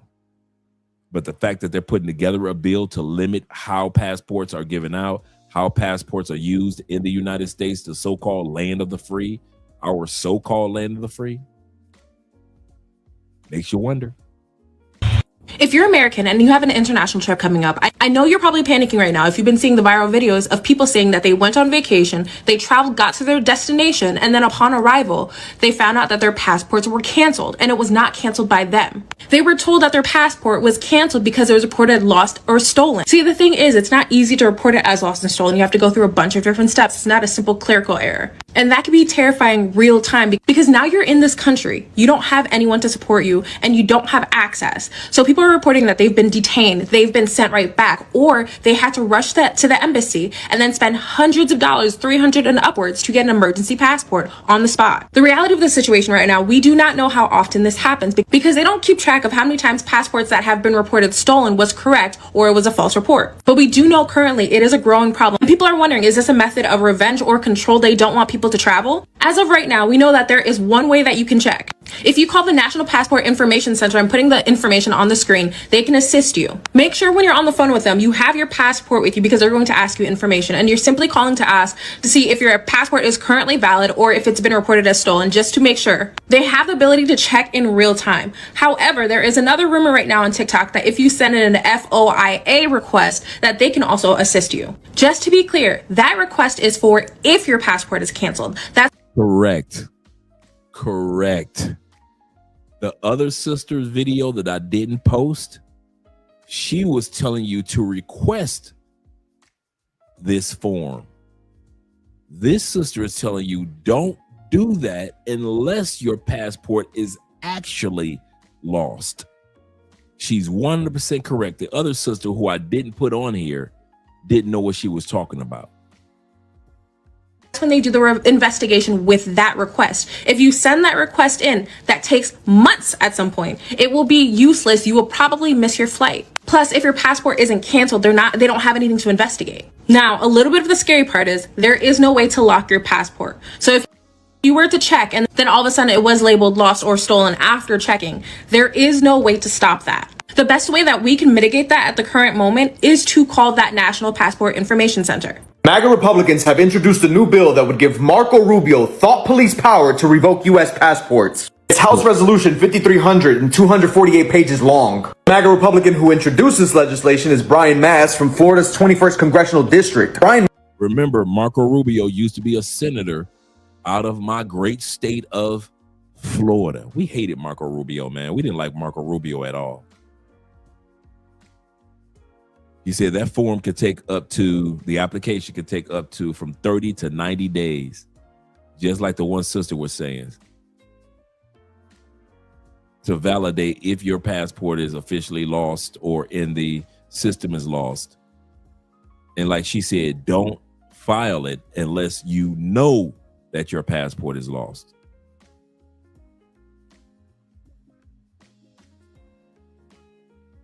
Mast is the same guy who publicly voiced for supporting the kicking out of terrorist sympathizers when he was talking about Mahmoud Khalil, who was just a Palestinian green card holder who was at Columbia University protesting for the rights of Palestinians to live. Mind you, Marco Rubio has also claimed the power to designate people terrorist supporters based solely on what they think and say. That's exactly what the bill says. It explicitly says the Secretary of State shall refuse to issue a passport to any individual who has been charged with. The first red flag is right here. You don't even have to be convicted of anything. All they have to do is charge you and they can refuse to give you a passport. But it also says that the Secretary of State can also refuse to give you a passport if the Secretary determines that you have knowingly aided, assisted, abetted, or otherwise provided material support to an organization that the Secretary has designated as a foreign terrorist organization. And the bill also talks about revocation, that the Secretary of State can revoke a passport that has previously been issued already. Here's where they get you. The key here is material support. How are they defining that? The term material support means the provision of any property,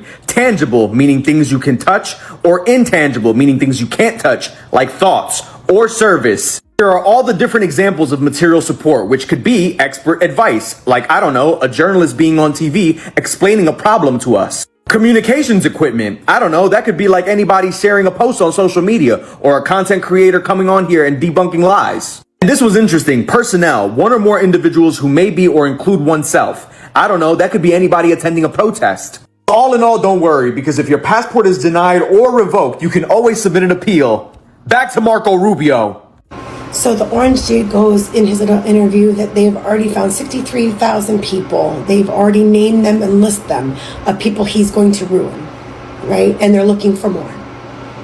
Then they put this bill in 5300 to strip people of their applications for their passports and actual passports of citizens. This is your United States citizens. They're going to remove their passports. And it says that so Marco Rubio and his department, Marco Rubio will be the one who sets the policy This bill doesn't even set the policy. It gives Rubio the right to set the policy. Rubio has claimed that the power to designate people terrorist supporters based solely on what they think and say. Does this not sound familiar? Come on, Generation X.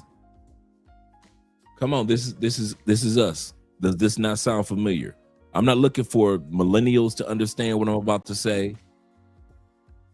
I'm not looking for Gen Z or the Alpha to understand what I'm saying. Does this not sound familiar in my Umar voice? Peculiar. The government having the right to say somebody is a terrorist. Did they not do this in the 40s during World War II with the Japanese? The 50s? Did they not do this with Martin Luther King and others and claim people were communists? And all you had to say was my neighbor was a communist, and Director Hoover would become knocking on their door, the director of the FBI. Does this not sound familiar? America's doing nothing but blowing off old playbooks. We're acting as if this stuff is new. We acting like encampments are new. And America has never detained a mass amount of people. This is not new. This is just the same playbook updated with AI, if you will. Same thing they said about the Japanese Americans. And did they not detain them? Did they not detain our Islamic brothers and sisters after 9/11? Were they not attacked, incarcerated, in many cases detained? During the Vietnam War, late 60s, early 70s, were not people considered communists because they didn't agree with what the government had to say? And now, once again, we got Marco Rubio blowing off the same playbook in which the government can just take what you said and take your passport. Take your passport. Shout out to my man, Ben Dixon.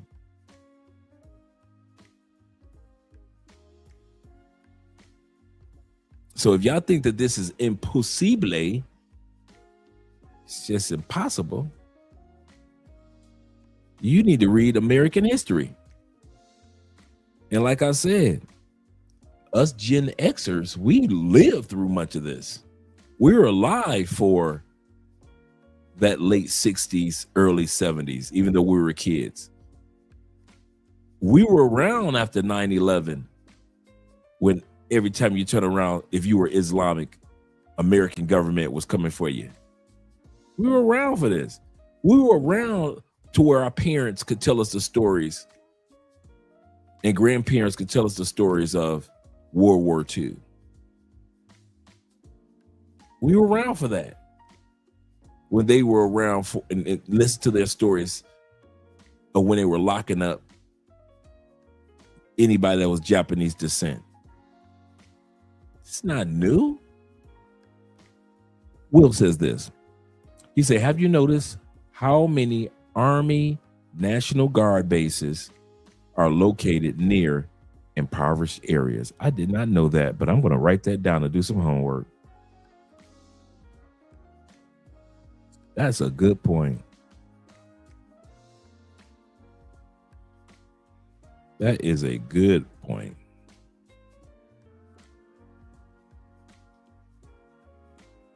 Good tip, Will. Nothing in our country is a coincidence, gentlemen. It's not happenstance. It's not happenstance. It's not a coincidence in our country. So stop thinking that, or after this live stream, they're just talking happenstance. They're just talking a coincidence of these people and their passports. It's just a coincidence that people are going through this under this new regime. It's just a coincidence that they're kicking indoors of kindergarten classes and snatching up kids in the kindergarten because their parents are illegal. It's just a coincidence. It's a coincidence that they're all of a sudden now in the black community. I just watched a video yesterday, right? Young man had just made it. I think it was just walking from somewhere. Could have been walking from school. Could have been walking anywhere. The young man was about a good 17, 18 years old, right? He had just put his foot on his front steps. Some of you may have seen the video. All of a sudden, from out of nowhere in the trunk, hey, young bruh, come here. They use a brother to try to lure a brother. This is how grimy our government is. Young brother he had just grabbed the rail up, walking to the house.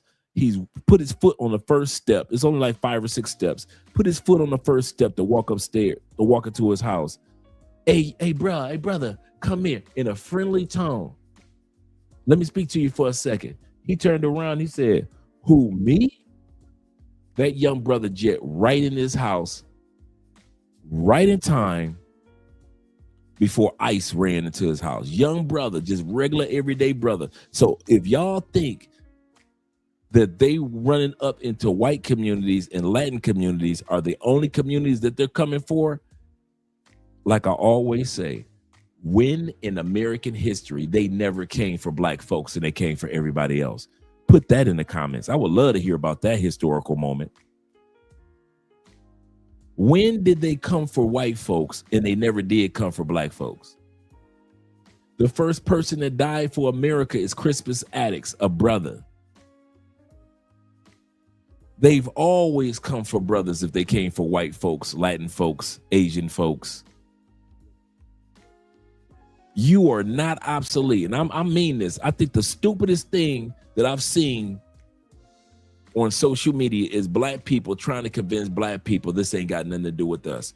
We ain't never seen the era that it ain't got nothing to do with us. Name something that it ain't got nothing to do with us and it was negative in the United States. Do you know that the war on drugs started because they noticed, listen, those drugs, I mean, and I don't mean the 1990 war on drugs. I mean the original war on drugs. They sold it to America. You can do the homework on this. They sold drug use being negative in America. You know how they sold it? White people getting addicted? No. They sold it by saying, starting with marijuana, that it caused black people, especially black men, to do things to white women. Do you know how they sold alcohol prohibition to white people? Was it something moral? No, do your homework. They sold on commercials that alcohol causes black men to attack white women. And they sold it. You can look that one up. You know what? That's a good one to look up for Black history. Some of y'all don't even know that they actually were able to sell the white community by letting them know that this is something that you don't want in your community because those darkies are coming for you once they get drunk or once they get high. What's my point in saying that? There has never been a time period in American history where black people can say, that ain't got nothing to do with us. You are a fool, black people. I'll say it again. You're a fool if you think that there's ever going to be an era in American history, present, future, current, that will take place and it won't have nothing to do with you. You are next, whether you want to accept it or not. Laugh at your Latin brothers and laugh at that. This is the funny part. The number one minority illegal immigrant group in the United States aren't even Latin. Look up your stats. It's Asians.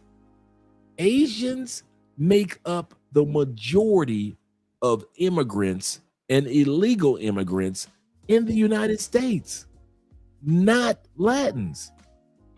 But they sold you on that because you don't read, you don't do your homework, and you believe anything that Trump would say. And that's why ICE is now running rampant through your neighborhoods. That's why you now have National Guards. And if you think that they're going to delete just a white man who was in the medical field and a mother who was in a truck just driving and dropped her child off at school, and this mother was pregnant, if you think they have no problem with killing a pregnant white woman, a white man who was in the medical field, and all the other men that they deleted, if you think they don't have a problem with deleting them, bruh, you crazy. If they have no problem with deleting their own kind, what do you think they're gonna come for you? You think they're gonna be like, no, we ain't gonna delete that. That's a black man. We ain't gonna put no hot ball in his back. They've been putting hot balls in our back for centuries. So all you brothers that sit back and think, I don't need no passport, I'm good, man. I love America. This is my country, man. They ain't gonna do nothing. What they doing to them Latins, that ain't got nothing to do with me. I will vote for Donald Trump, right? Y'all laughing at him. I will vote for Donald Trump. Why y'all laughing? They coming after y'all. Like I said, that one video said it all with that young man. He had just stepped on his porch. Hey, young brother, come here for a second. That young brother turned around, was like, oh, hell no. And he just shot straight into his house.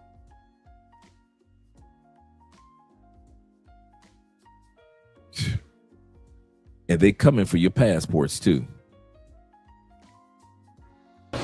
Even if what they say doesn't include a word about a terrorist organization or terrorism.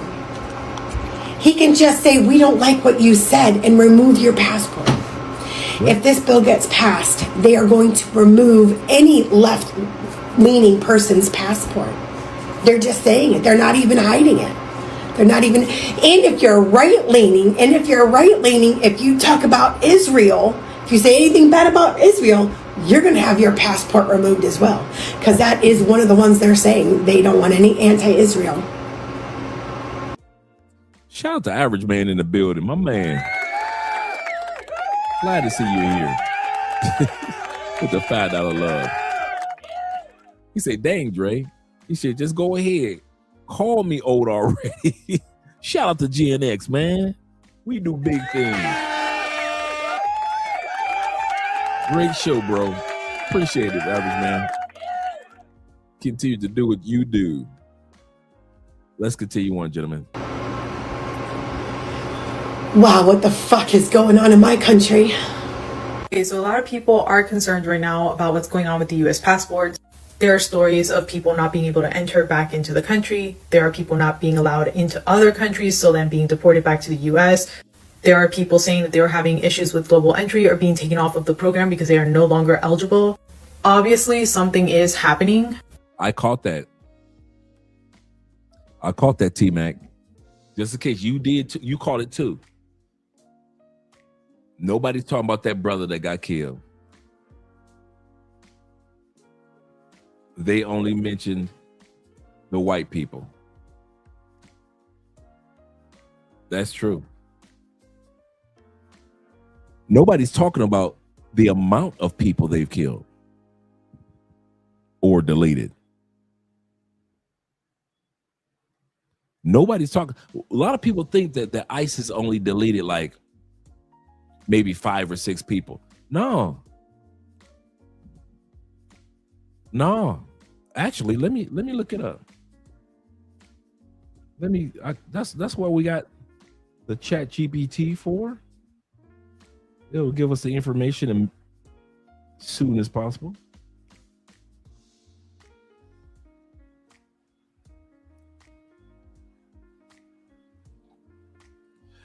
In the United States, ICE has killed, or people have died by the hands of ICE over the last few months. Could you give me the amount of individuals that have died over the last few months in the United States, or over the last year in the United States by the hands of the ICE agents? What number is that? Over the last year, 32 individuals. Over the past year in the United States, ICE reported 32 deaths of people who were in its custody. Additionally, in terms of deaths resulting from agent shootings, there were 4 deaths recorded from mid-2025 to early 2026 during 16 shooting incidents involving ICE or other immigration agents. So 33 people have died in all? Yes, combining those figures, you'd have 32 deaths of individuals in ICE custody, plus 1 from agent shootings, making a total of 33. Thank you.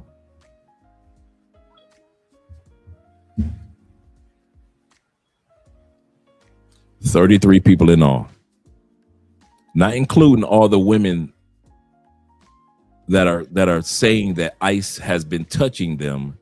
The ICE agents have been touching the women in the vicinities, not vicinities, but in the facilities.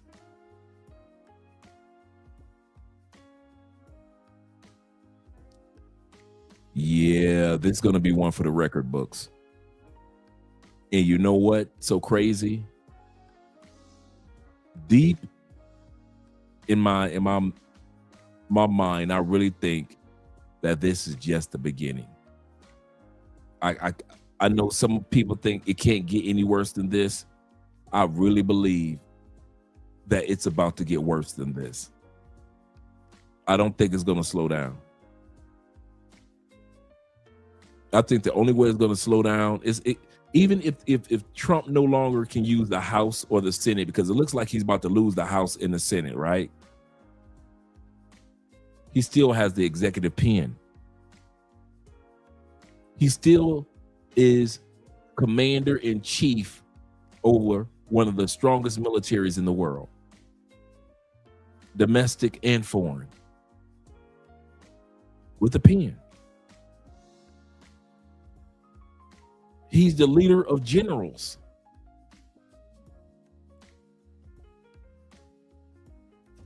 And we all know where ICE is going back to is this incarceration. This mass incarceration.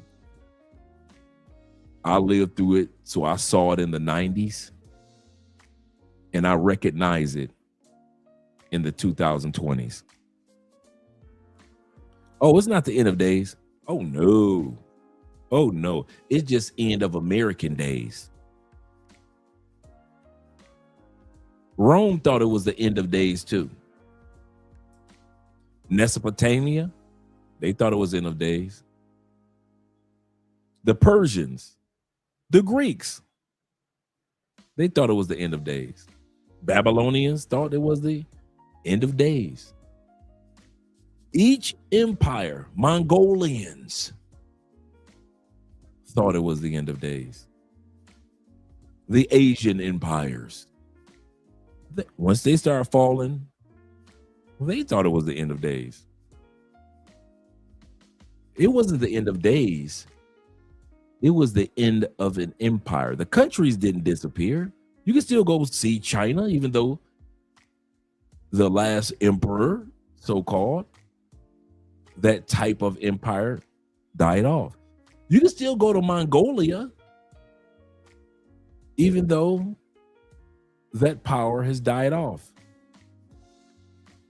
You can still go to Greece, even though the Greek, through Alexander the Great, don't rule the world anymore. You can still go visit Rome, even though the Romans no longer rule the world. You can still go visit UK.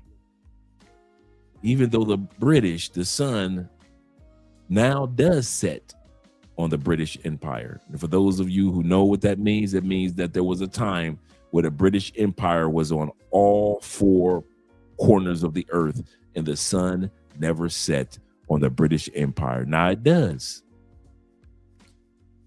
And the end of days might be up on the United States, but you can still visit the United States. You'll still see American citizens walking around. You'll still see commerce and capitalism taking place.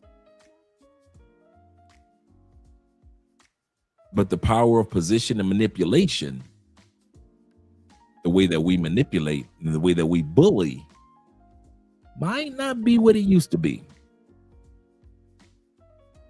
We may not be able to bully as much as we normally do in the near future. That's going to be the fall of the United States. It's not going to be war on our lands. It's going to be the fact that countries, smaller countries, are going to come together and will no longer let the bully control the ball, whether it be through brick or maybe not through brick, whether it be through saying, hey, we don't need your product, United States, we'll go over here for that. Whatever it may be, no empire lasted. None, not a one. Countries last. Yes, they do. Empires, not so much. So I sit back with my popcorn in hand, like many of you do, and I look at the fall of an empire. And just like most empires, even those that had the strongest military in the world, like the Mongolians, like the Babylonians, like the Mesopotamians, like the Greeks, the strongest military of their time. Just like the Asians in Japan and China and Hong Kong. Just like UK at one point in time with their military. They couldn't bully anymore. If you ever notice, the fall of countries occur when they can no longer bully smaller countries. That's the major fall. If you ever notice and backtrack on the history of most empires, they fail because either they stretched their military too thin, or the military couldn't keep up with technology, or whatever it may be. But at the end of the day, they fail because they could no longer bully smaller regions. In America is following the same pattern. The reason why everything is taking place right now, gentlemen, is because our politicians, whether we want to admit it or not, are on panic mode. They see what's taking place outside of America, whether the average American citizen sees it or not. They recognize countries are poison themselves in positions to no longer need America. Why do you think America has all of a sudden run to South America? No more leverage and bullying in the Middle East, huh? Oh, we can bomb this country and bomb that country, but they don't care, do they? Do you really think America cared about Venezuela to set them free? America get less than a damn about Venezuela. They don't care about Brazil. They don't care about Colombia. Panama? No. We never have. That's the part. It's not bad. It's just a fact. We never have cared about these locations.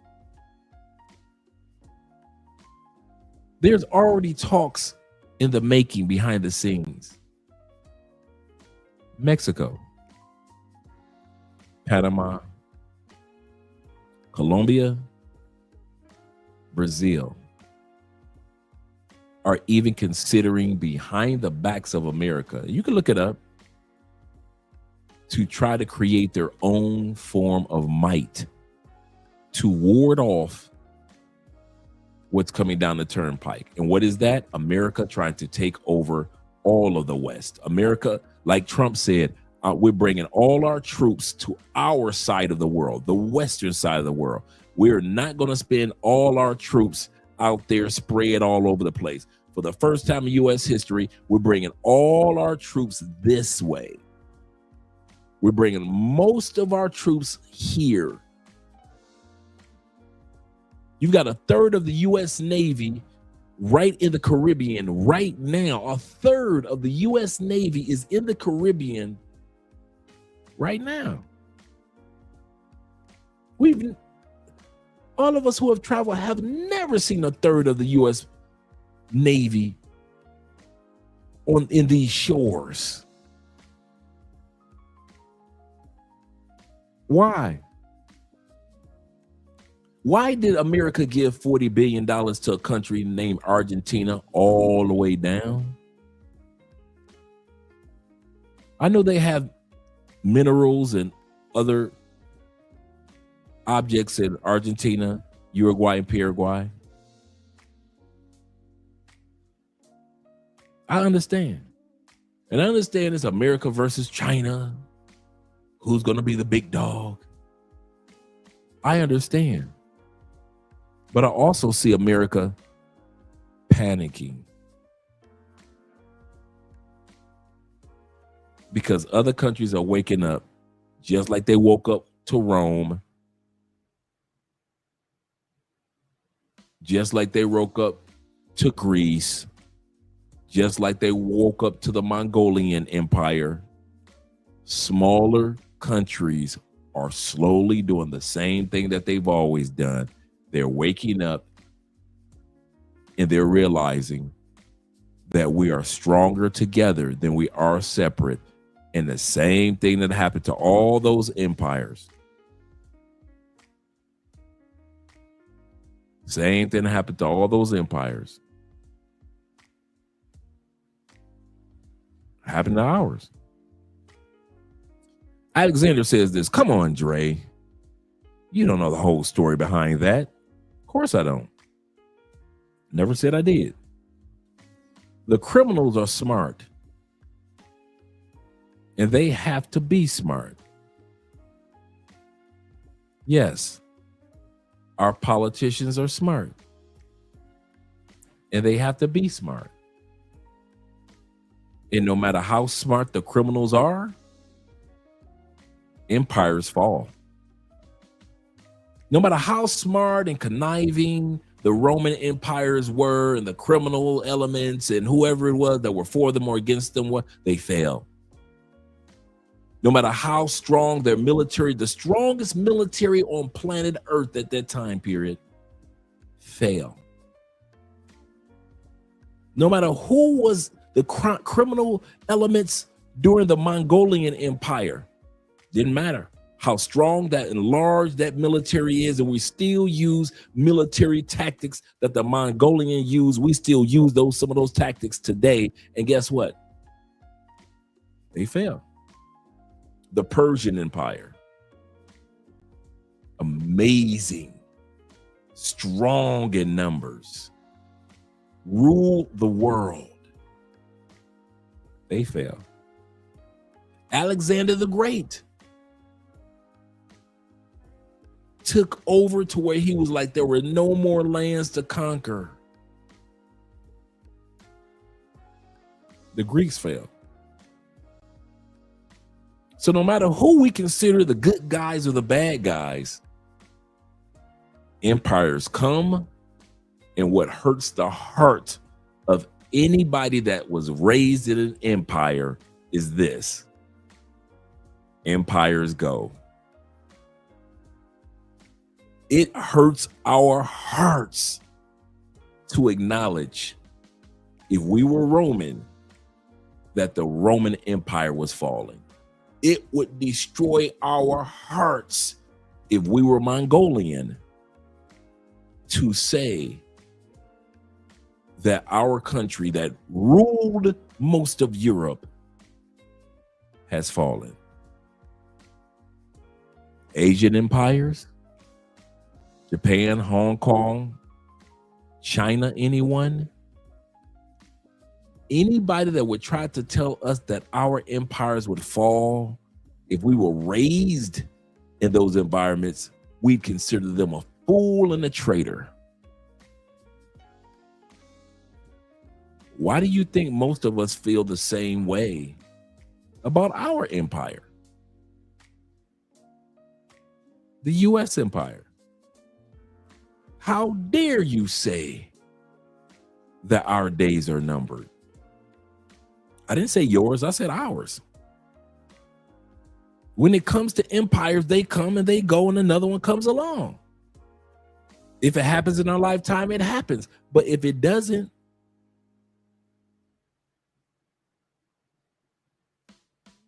it's still going to happen. And we as Americans shun the idea of ever our empire. We're the last of the great empires. Our country was built by everyone. Okay.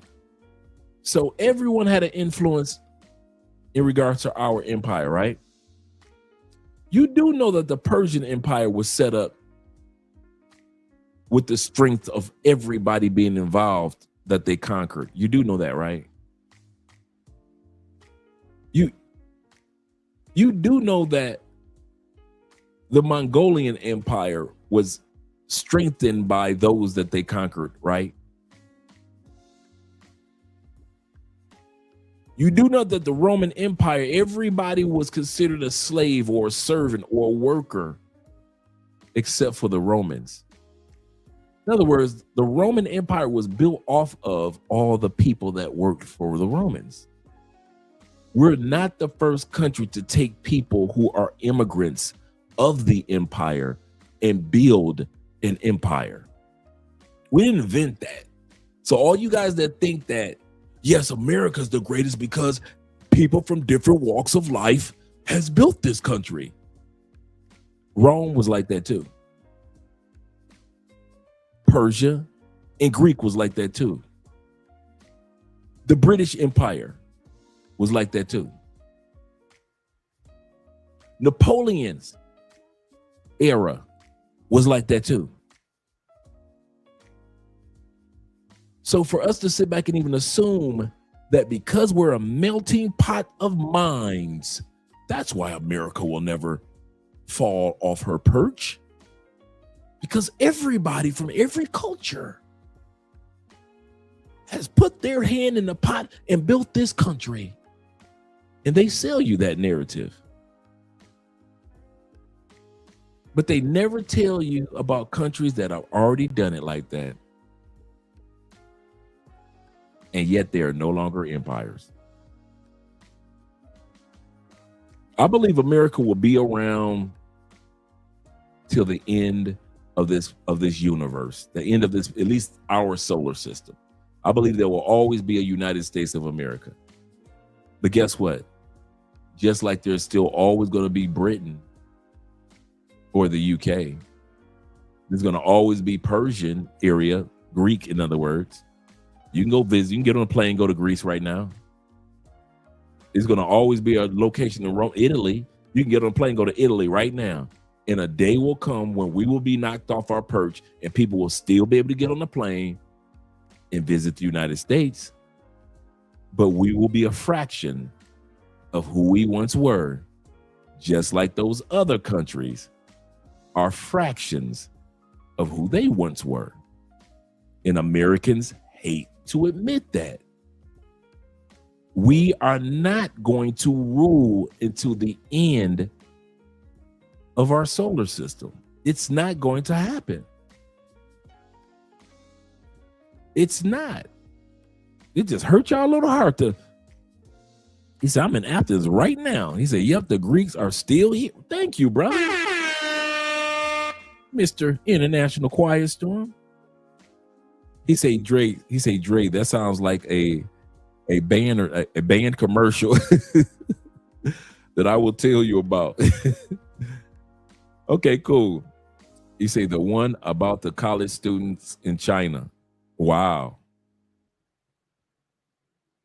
I don't remember that one, but I believe that it exists. He said the British Empire and the French Empire failed as well. It was mighty empires. Yep.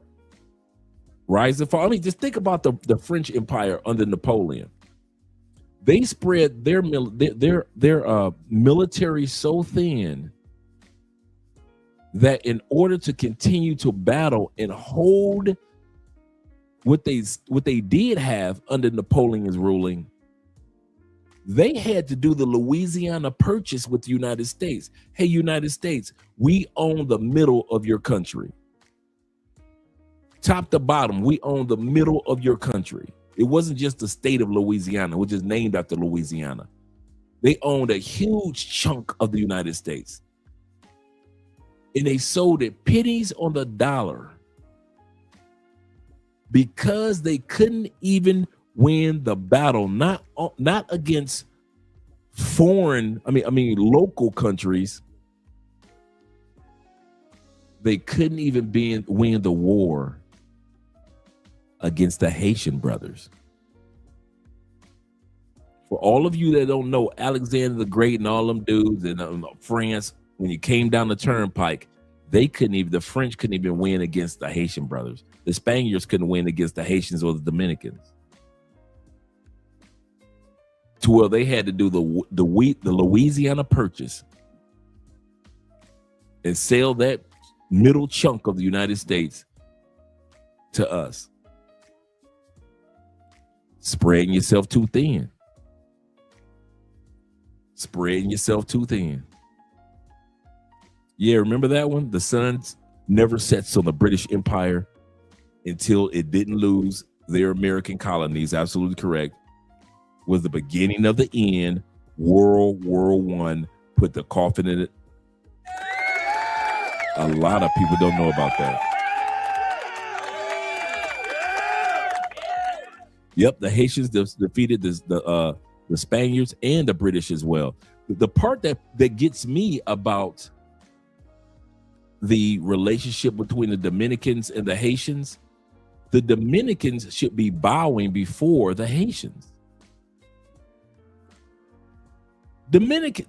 That part of the island would not have been free if it wasn't for the Haitians coming to the aid of the Dominicans. Dominicans were not winning their battles on their own. Do your homework. They were getting slaughtered. It was the Haitians that came over twice and saved the Dominicans. Now the Haitians are treated like trash. Dude, do you not realize? Do you not realize what they did for you?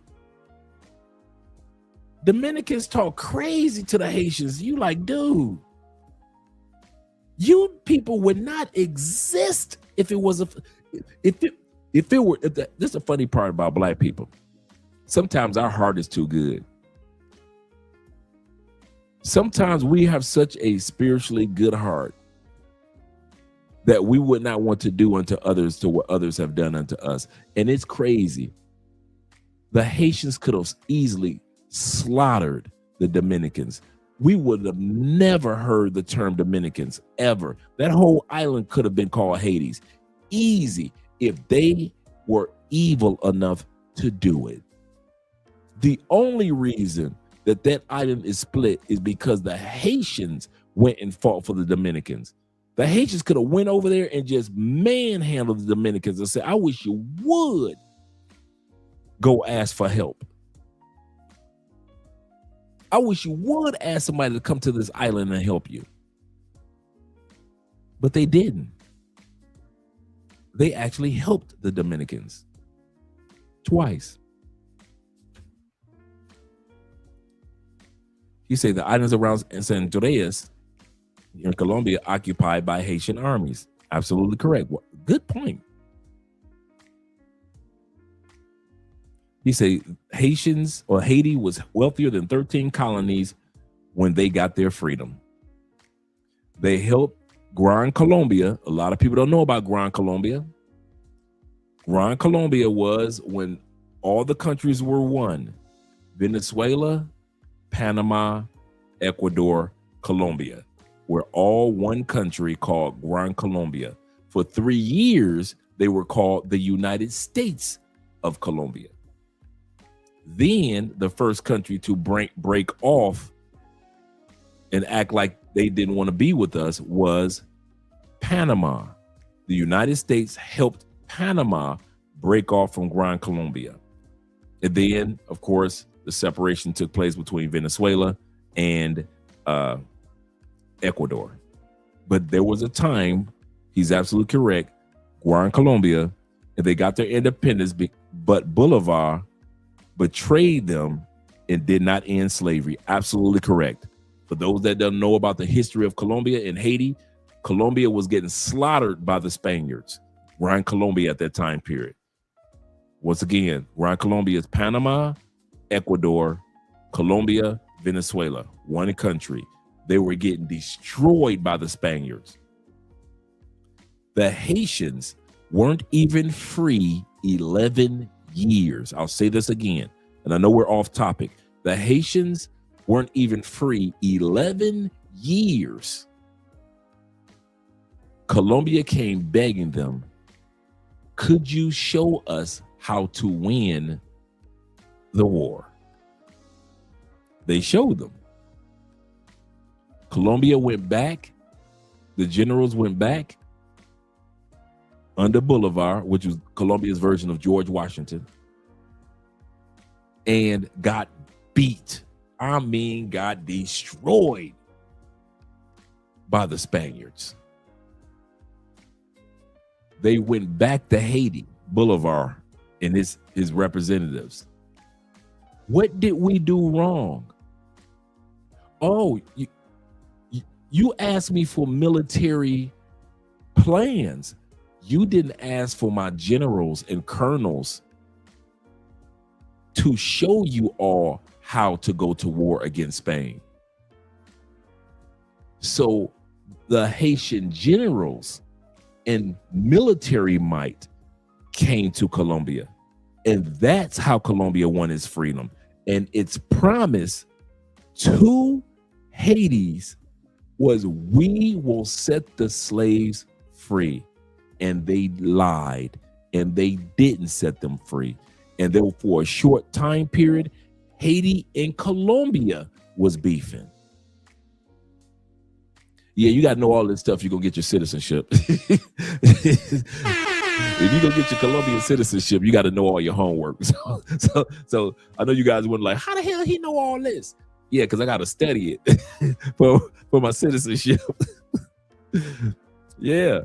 I got to know all this stuff for my citizenship. So I know T-Mac does, and Will, all this. Colombia's history is real simple. Bolivar was actually from Spain, and he was their George Washington. And check it out, Bolivar's general, his right-hand man, Bolivar had his way of doing. Once they won the war, Bolivar's their version of George Washington. He had his right-hand man. I mean, this was his dude. Bolivar wanted to run the country one way. He didn't want to end slavery, blah, blah, blah. His right-hand man wanted to keep his promise to the Haitians and all the other countries. Now, remember, this is still Gran Colombia. It's still Venezuela, Colombia, Ecuador, Panama, one country at this time period. They broke off. Man, F you. This is how Colombia has its Republicans or its version of Democrats. Bolivar was one way of thinking, and his right-hand man brought a lot of people his way, was another way of thinking. So for those that wonder how Colombians have their version of Republicans and Democrats. It's not necessarily America's version of Republicans and Democrats. It's a little different. And how it came to life was Bolivar was one way, his right-hand man was another way. Millions of people went with Bolivar, millions of people went with his right-hand man, and I forget his name. He said Venezuela did not like the capital being located far away in Bogota. Absolutely correct. Absolutely correct. What surprised me is Bogota was the city that they built, but the first city of Colombia is Santa Marta. Santa Marta is the first city. It's almost like they're Jamestown. You know, in the United States, the first city, Jamestown. Well, the first city of Colombia, the first city is Santa Marta, not Barranquilla, not Cartagena. Santa Marta was the first established city, then the first major established city and capital of Gran Colombia. You're absolutely correct, Bogota. That's why Bogota is such a large city. I mean, Bogota, a lot of you guys sleeping on Bogota. Bogota is twice the size geographically than Chicago. Bogota has more people than New York City. New York City ranks, it has 9 to 11 million people in New York City. Bogota has 11 to 13 million people in Bogota right now. It ranks between number 22 and number 26 as far as the largest cities in the world. Bogota is not a small city. He said, breaking news. Multiple U.S. warships being spotted off the coast of Haiti surrounding Port-au-Prince. I wouldn't deny that at all. I'm going to look that up after the show. I would deny that at all. That's serious. Well, at least you guys got a chance to hear a little bit of history of Colombia. Now let's get back to the video. So originally, a lot of us were told there was nothing that we could do to find out if this was happening to our personal passport. Turns out you can call the U.S. Department of State. I'm going to leave the number here. Travel is stressful enough. Okay. Remember what she just said? You can call the U.S. Department of State. That's the phone number right there, guys. If you want to call that number, I haven't called it yet. I will be calling tomorrow. Some people say you can get through. Some people say even if you can get through, technically you cannot verify if your passport is reported as lost. I'll say this again. I'm going to leave that up there for you guys that are grabbing pens or taking screenshots.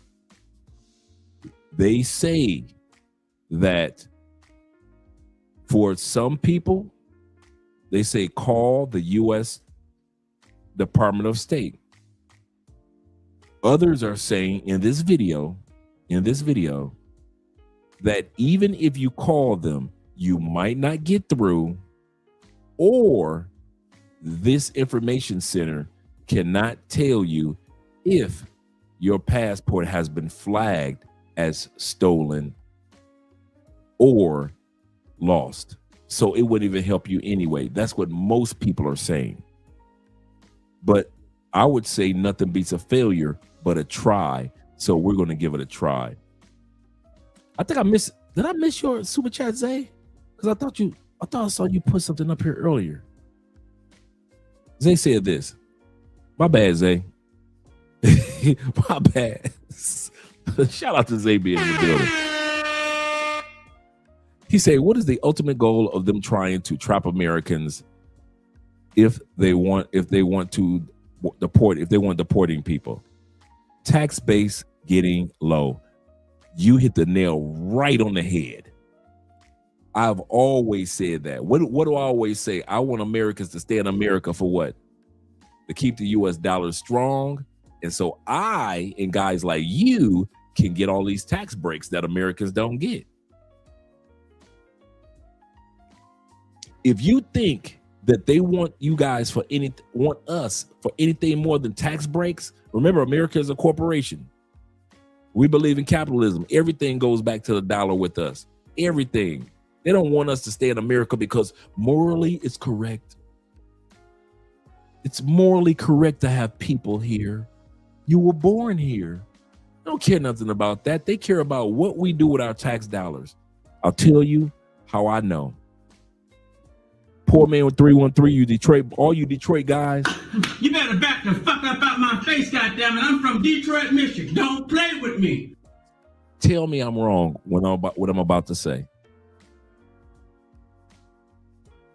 If you have never been or seen a city or experienced this, like Oakland, Cleveland, Detroit, you won't relate to what I'm about to say. When Detroit started doing bad with crime,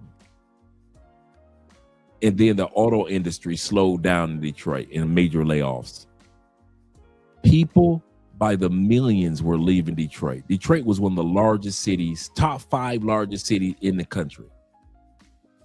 Think about it. In the 60s and 70s and 80s, Detroit was ranking up there. We had the music scene. We had techno music coming from Detroit. We had the Motown sound coming from Detroit. We had the big 3 in Detroit. There was no agreement between NAFTA at that time period and Mexican and jobs being shipped down to Mexico. That time period hadn't hit. The unions were still strong.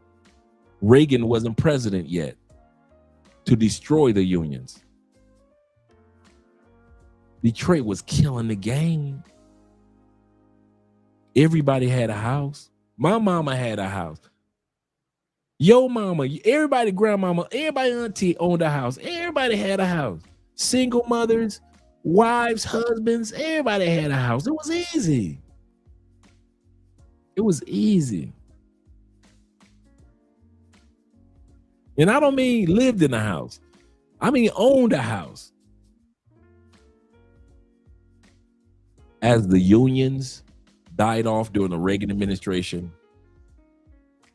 as layoffs hit Detroit and crime ran crazy, ran rampant, people started leaving Detroit. Bill Bonds, for all you Detroiters, was a news reporter, white guy. We knew Bill Bonds drank while he was live on the show, but we didn't care. We loved Bill Bonds. Bill Bonds had a statement. Things were so bad in Detroit. Bill Bonds, one of his most famous quotes, last person out of Detroit, please cut the lights out. Make sure you turn the light off if you're the last person out of Detroit. That's how many people were leaving. Because those tax dollars weren't there anymore. My high school got closed down. My junior high school is currently closed down. No tax dollars. My elementary school, I drove past it a few years back. It's closed down. It's an abandoned building where the crackheads have come and took the pipes out of the basement. No tax dollars means the decline of a city.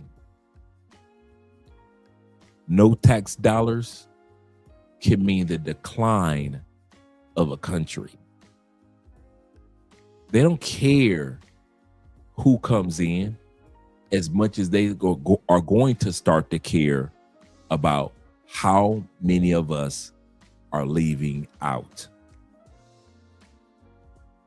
Between 2021 and 2024, over 11 million immigrants came into the United States. But 10 years prior, over the last 15 to 20 years, over 11 million Americans have left the United States. These immigrants, many of them pay taxes. but not like us that have left and get tax breaks. Think about 11 million people have gone, and 98% statistically don't owe taxes. We file taxes, but with the tax breaks that we get, 98% statistically don't owe a dime once we get done filing. And you guys who are just here for the first year outside the United States, maybe Will and maybe some other guys. I think Will has lived in Europe before, so he understands. But some of you guys that are living outside the United States for the first time of this tax season, you've never filed taxes while you were outside the United States. All the tax breaks that you get, like right now, $130,000 tax break, tax-free. As long as you don't even go over the threshold, and many have, but as long as you don't go over the threshold of $130,000, well, your tax is basically tax-free. Let's say you go over. There are several tax breaks on top of that one that gives you more breaks. Most Americans in the States don't make $130,000. And the 11 million of us outside the States definitely don't make and don't need $130,000. And this is one of the reasons why 98% of expats have to file taxes. But we pay zero in taxes, especially those of you who live in tax-free states such as Florida, Texas, Wyoming. Now, when we file, do we still pay towards Social Security? Yes, we do. But I'm talking about your regular federal state taxes. 98%. One of the main reasons is 98% of us don't make over $130,000. We don't. And then on top of that, we get the other tax breaks. So yes, Zay is 100% correct.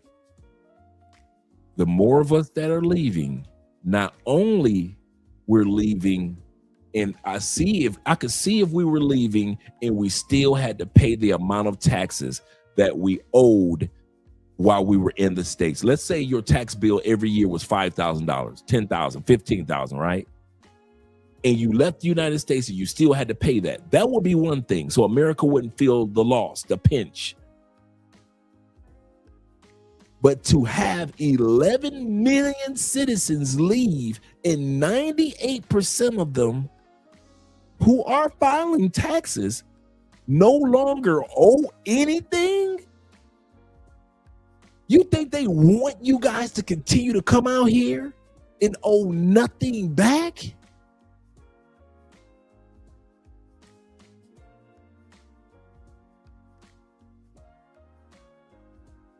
Yeah. The more of us leave, the more the average American is going to feel it. Just like in Detroit for all those years, those who stayed felt the burden of those who left, because those who left were no longer paying taxes in Detroit. It happened in Cleveland with mass exodus. It happened in Oakland with mass exodus. Remember, Oakland was the first city in the U.S. history that ever had to file bankruptcy as a city. Absolutely correct, Zay. Shout out to you. Tevin says this. Well, let's go back to Black Nubian. Them Canadian boys are always in the building. I told this guy where I was from. He said, oh, Canada. Shout out to you, brother. Tevin says this in regards to the breaking news and the warships off the coast of Haiti. We're going to find out what's going on with that. David says this. He said, thank God I listened to the fellas, got my passport, and got my global entry. We're going to talk about that tonight, too. Evan in the building. Glad to see you here, Evan. He said, hello, Andre. I'm in Bahrain in the Middle East. He said, I love being overseas. The passport tiger. Yes, sir. Traveling solo. Yes, sir. I'm glad you're having a great time, and I'm glad to hear from you, Evan. I got to reach out to my man, Unc C, because he was just recently in South Africa. I want to interview him. Let's go back to the video, gentlemen. He said, I never knew Gran Colombia even existed. Yeah, it was Gran Colombia. Then, like I say, for 3 years, it was called the United States of Colombia. That was just a brief name because and then it went back to Gran Colombia, right? Colombia's had like maybe 5 or 6 names, right? But the most famous one is Gran Colombia, and the one that comes to my mind is United States of Colombia, and then it went back to Gran Colombia, and then they all separated, and now it's just Republic of Colombia. So we're a republic, like the Dominican Republic. We're a Republic of Colombia, just like America is a republic, technically a republic too. Shout out to you guys.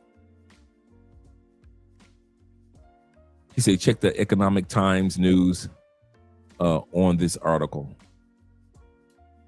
Let me write that down.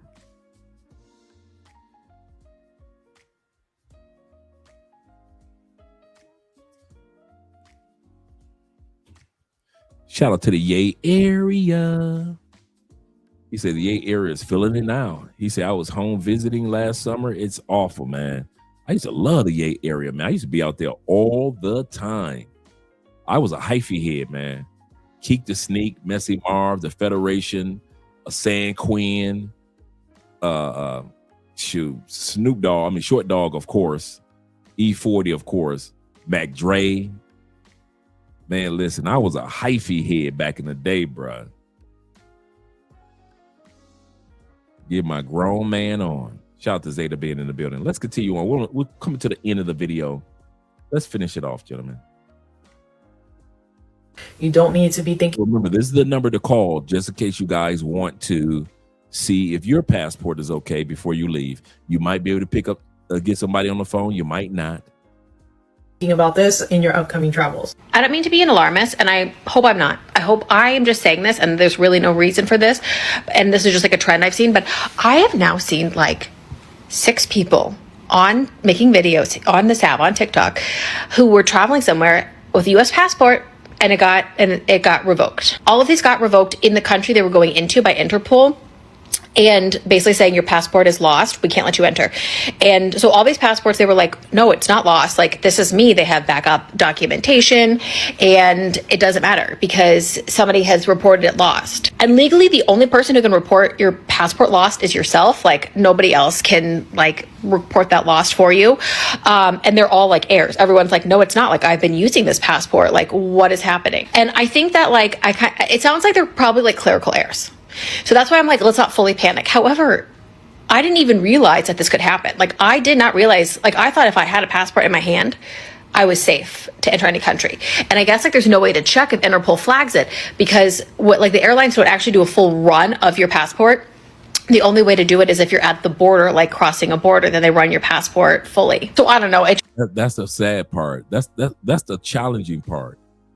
That the only real way to check if your passport is valid or not or if it's okay or not is literally being at somebody's border trying to use your passport. That's the only way. Just like really got me freaked out. Then I'm like, oh my God, even if you have a passport, I have a passport in hand, like worst case scenario. I mean, I live in the US, like things here are getting crazier by the day. Like by the hour, things are escalating here so quickly that it's almost mind-boggling where you're like, you think you have time, and it's like, oh my God, you just like something that I would think in an authoritarian regime that might take like months to do, it happens in hours now. And it's really scary to be like, if you're in the US, there is a chance they could use this tactic, because like who's reporting all of these lost? I don't know. I don't mean to fearmonger, and I hope that this is not going to stress people even more out, which it probably will, but I'm just stressed out about this, and I feel like I am like, do we all just leave? Do we need to leave sooner than later? Update on getting deported from Thailand because America's failing us. If you haven't seen my previous video... Well, this is the guy who started this whole informative segment on TikTok. He was the first one that the U.S. did this to. He went directly to the State Department, but he also came to TikTok to let everybody know. And then other people start sharing their stories after him. Shout out to Tevin King. He says this. He said, Andre, you watched the Netflix documentary American Factory? It's about the Chinese owner who is trying to revolutionize the Detroit auto industry. No, I'm going to check that out. I'm writing that down right now. Thanks for letting me know. Well, please go watch that before this for context, because it's a lot of information. So first, I just want to answer the main question that I received on the previous video, which was, can you personally check whether or not your passport is marked as lost in the system? Now, that was the original question that our brother Fears asked. Can you check before you leave? He's going to answer the question. Remember, his incident happened on December 28th. So in January, he posted these videos to let us know step by step his process. So the first question is, can you check on your passport before you leave to find out if there's any issues? He's going to give the answer. Mistakenly. No, you cannot. There is no possible way for you to do this. The only possible way that I have figured out is if you literally went to the Canadian border or the Mexican border and tried to get into the country and see if it works or not. So as of right now, you cannot check whether or not your passport is 100% valid. So I'll get back to that, but I'm going to go back to my story. So he's answered the question. No. Don't they check before you head to the gate? No. The U.S. government does not completely check. They check to make sure if that's your passport that you have in your hand, yes.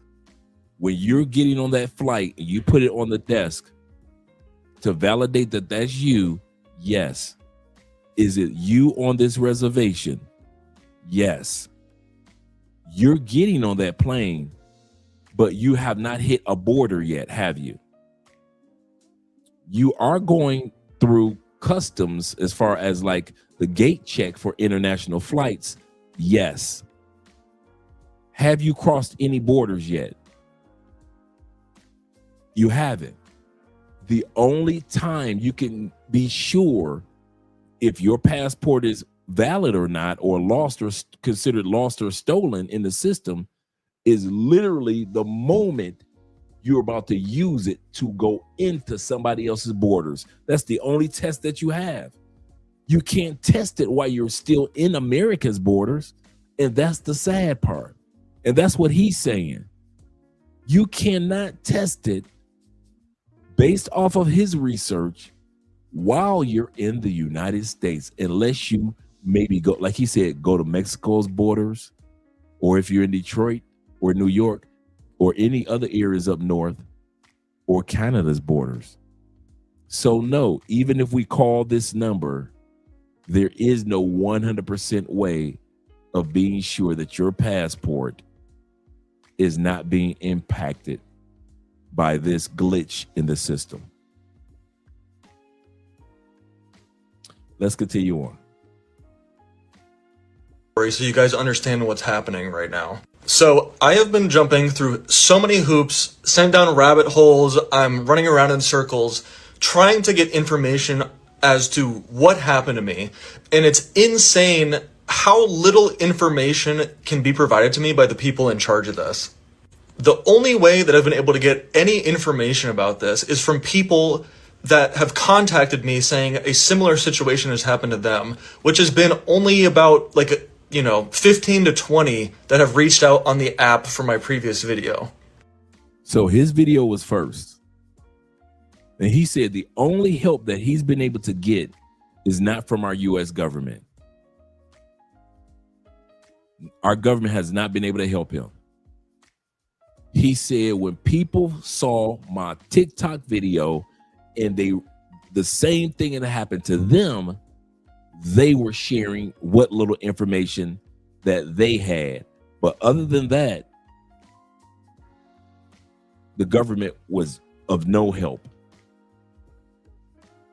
So this has happened to other people in Sweden, in Paris, in the UAE, also in Thailand again.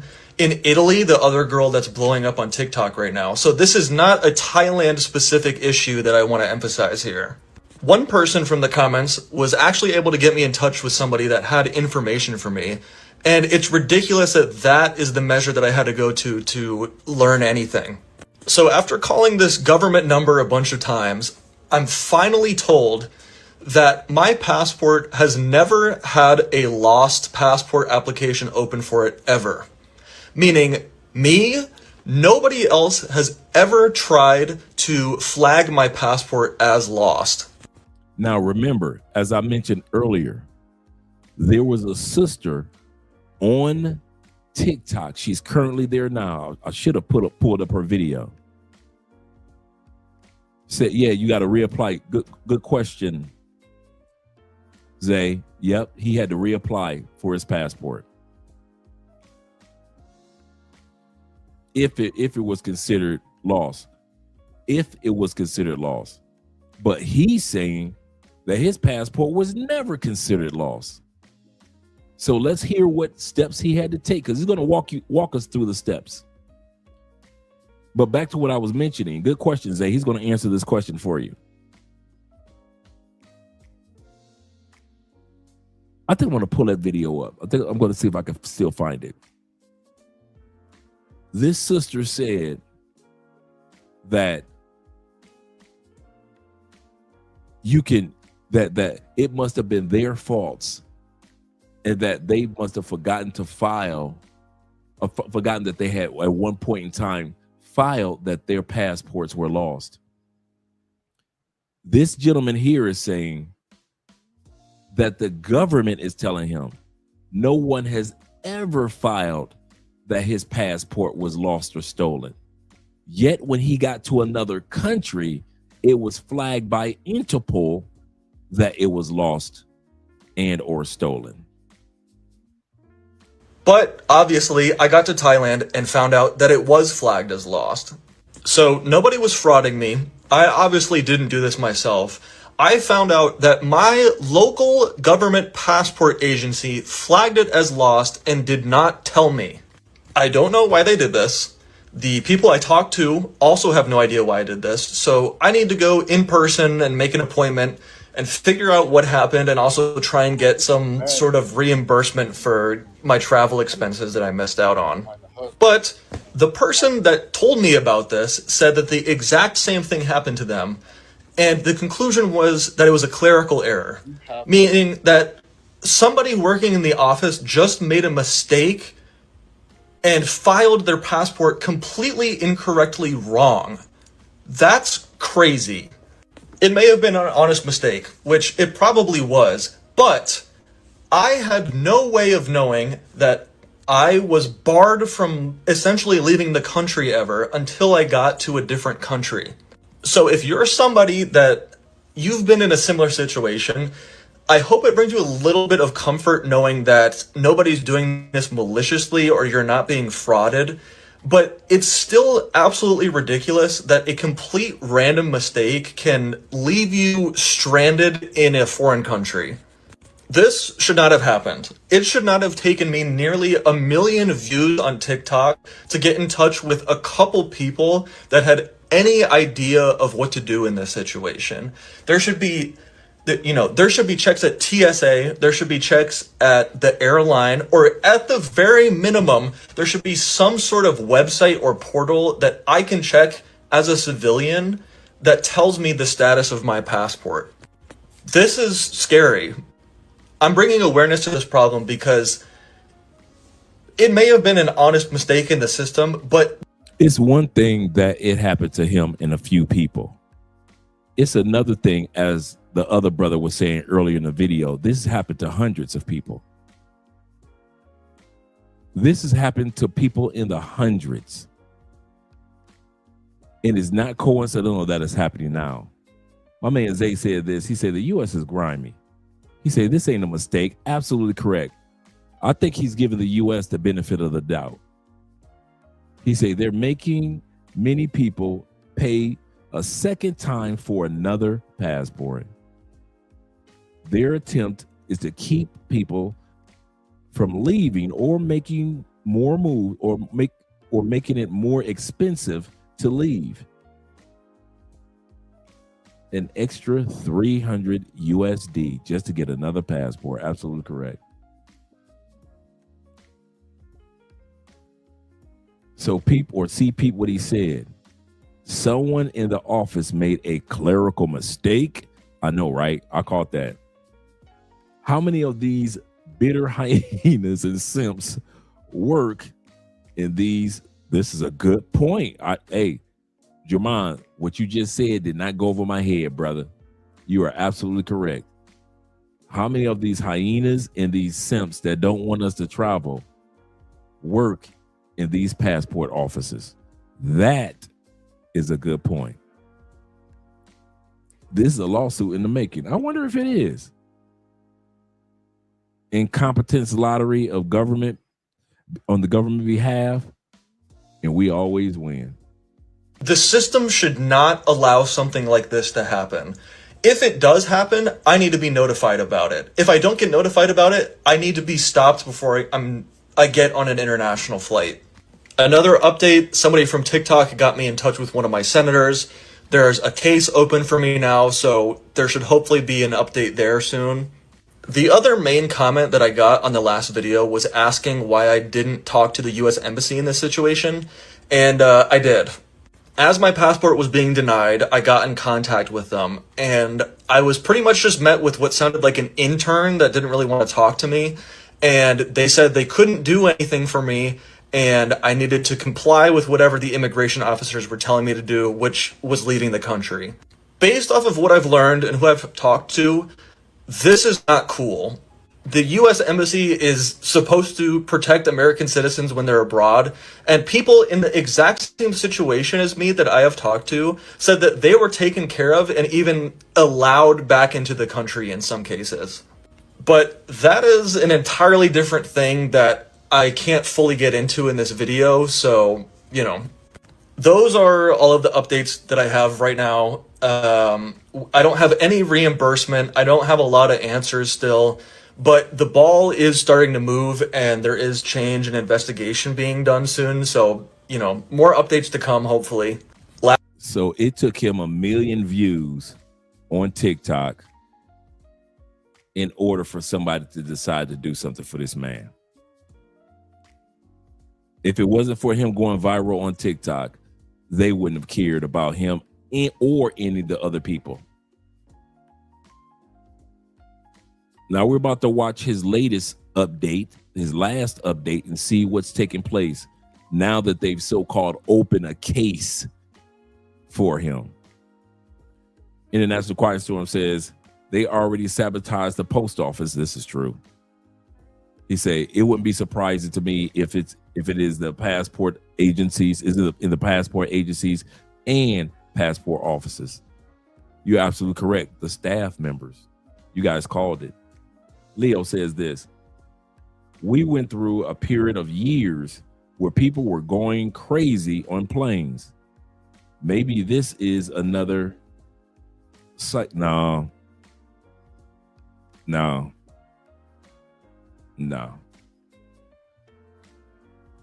I see where you're coming from.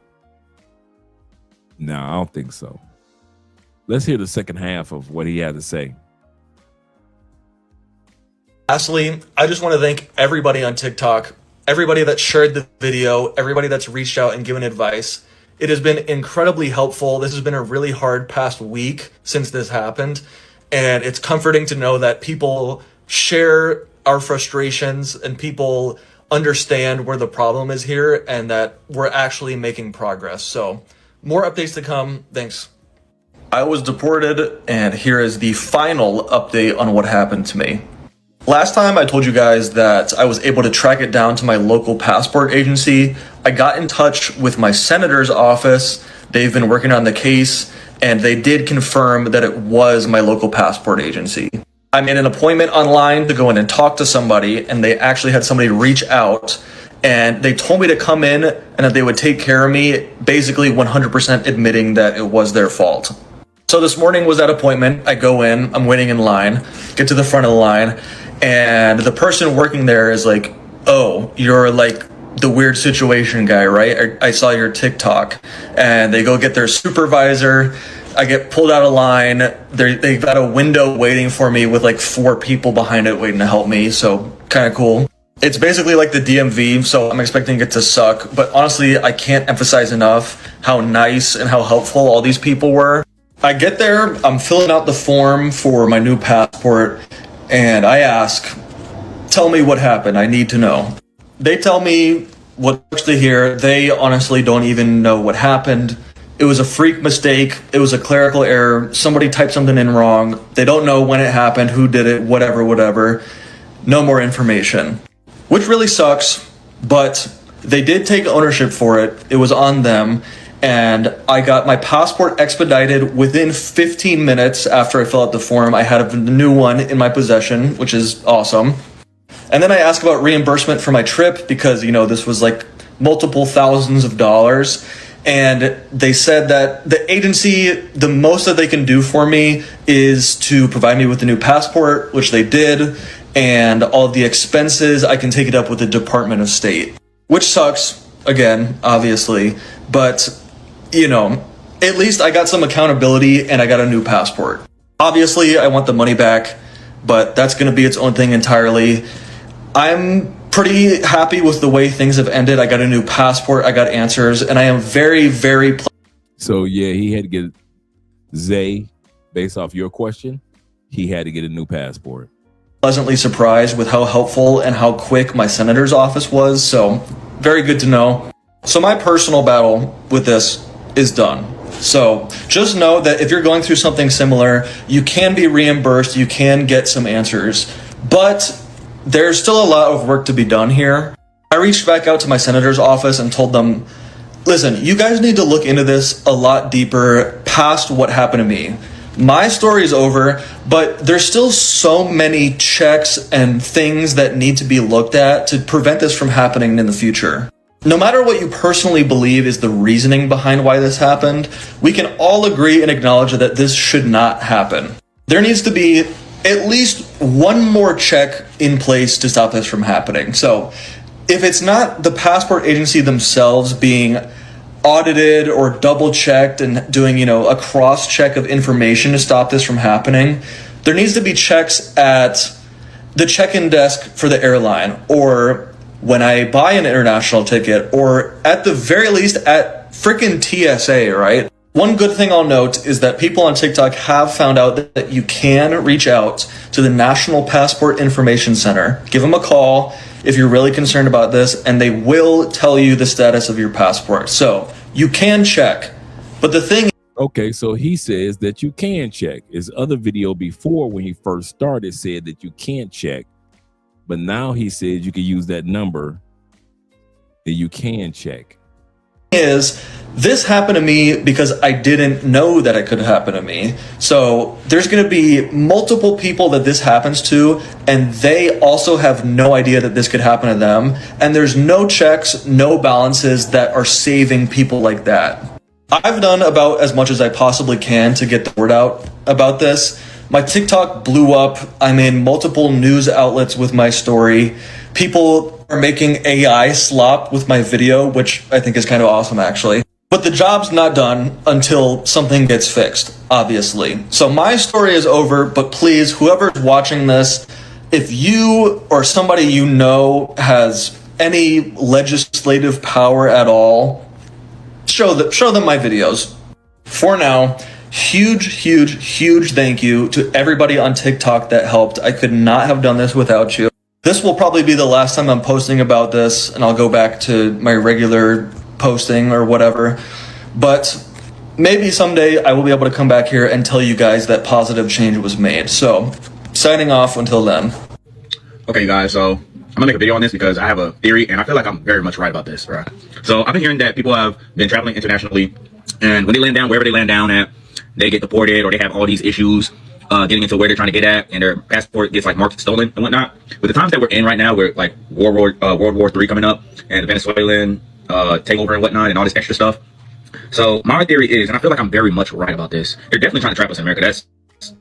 That's obvious as fuck to me. But what's also happening is, like, if World War III breaks out, like, they're trying to stop us from going to the safe havens, like Ireland. What's another one? Some African countries, I think. Iceland. What's another one? Like, I'm forgetting them on the top of my head. But yeah, they're trying to stop us from going to places like that. So when you go to places like Greece, Italy, and all this extra shit, Paris, all that shit, it's gonna get marked as stolen, and they're gonna deport you back to America, and you're gonna have to deal with all these legal fees and all this shit. And it's pretty dangerous when stuff like that happens too, because it's just like, bro, you're so far from America, and let's say that you go to a place that really don't like Americans that much, like they'll let them in, but they'll kind of fuck with them. Yeah, that's fucking dangerous, bro. Like, yeah, I better be careful with this traveling. And I also feel like I forgot to add this in. I also feel like if you go to the Caribbeans and all that, you're not gonna have much problems with your passport, because look at what they're trying to do to Venezuelans and Venezuela. Look at what they're trying to do to Colombia and the president. It's like, if you go to any of those places as a safe haven from World War III, it's not gonna work, bro. It ain't gonna fly. So like, when you go to these international places, that's when the problem happens with your passport. But if you go to the Caribbeans, like, you know, ain't really no safe haven over there, apparently. I feel like there is, but I don't know. We'll have to see. Probably not, because everybody's trying to take over everybody's shit, especially in the Caribbeans. So the reason why I put his video in this clip, this young man here, you see how scattered he sounds, all over the place, guesstimating. He's the average American. The average American wouldn't know what the heck to do if anything broke out. If it was another pandemic, the average American wouldn't know what to. Y'all building bomb shelters in the exact country that's telling you, we're gonna keep you in the country anyway. You ain't leaving anyway. Even if you want to leave. We are so misinformed about what to do when it comes to if somebody wants to do something crazy to our country or within our country. We're scatterbrained. Let's be for real. I was like that. I mean, bruh, all of us weren't military guys. All of us weren't a government or country contract guys where you get a contract for a job to be out of the country, like in Qatar. Most of us weren't like, most of us were mere mortal Americans. Didn't know nothing about outside the United States until we started traveling. And most Americans are just like this dude. Naive to the core. Doesn't know which direction he would even want to go. 1 minute he's talking about he's Iceland. Next minute the brother's talking about the Caribbean. And that's how I thought. Didn't have a game plan. Didn't know what I was going to do. It's crazy. Big Brother in Life says that. He said, I wonder what countries would be safe in World War III. Okay, this is how World War III is we're gonna do a video on this one. I'm glad you guys mentioned this one. We might do this one this Sunday. I'm gonna put that one together. I might put this together tonight. A lot of guys don't realize how World War III is going to take place. World War III is not set up is not going to be set up to take place in the way that the first two wars were, to where it is the larger, more powerful, or even Germany was smaller, but yet powerful countries advance on each other, right? World War III will be which countries between Russia, China, United States, will have control over the smaller countries. World War III is not going to be about taking over somebody else's region. It's about how much power will you have in your own region. You got China trying to come against Taiwan. China is not trying to come against France, is it? Not at all. The United States has already announced we're pulling all to the west.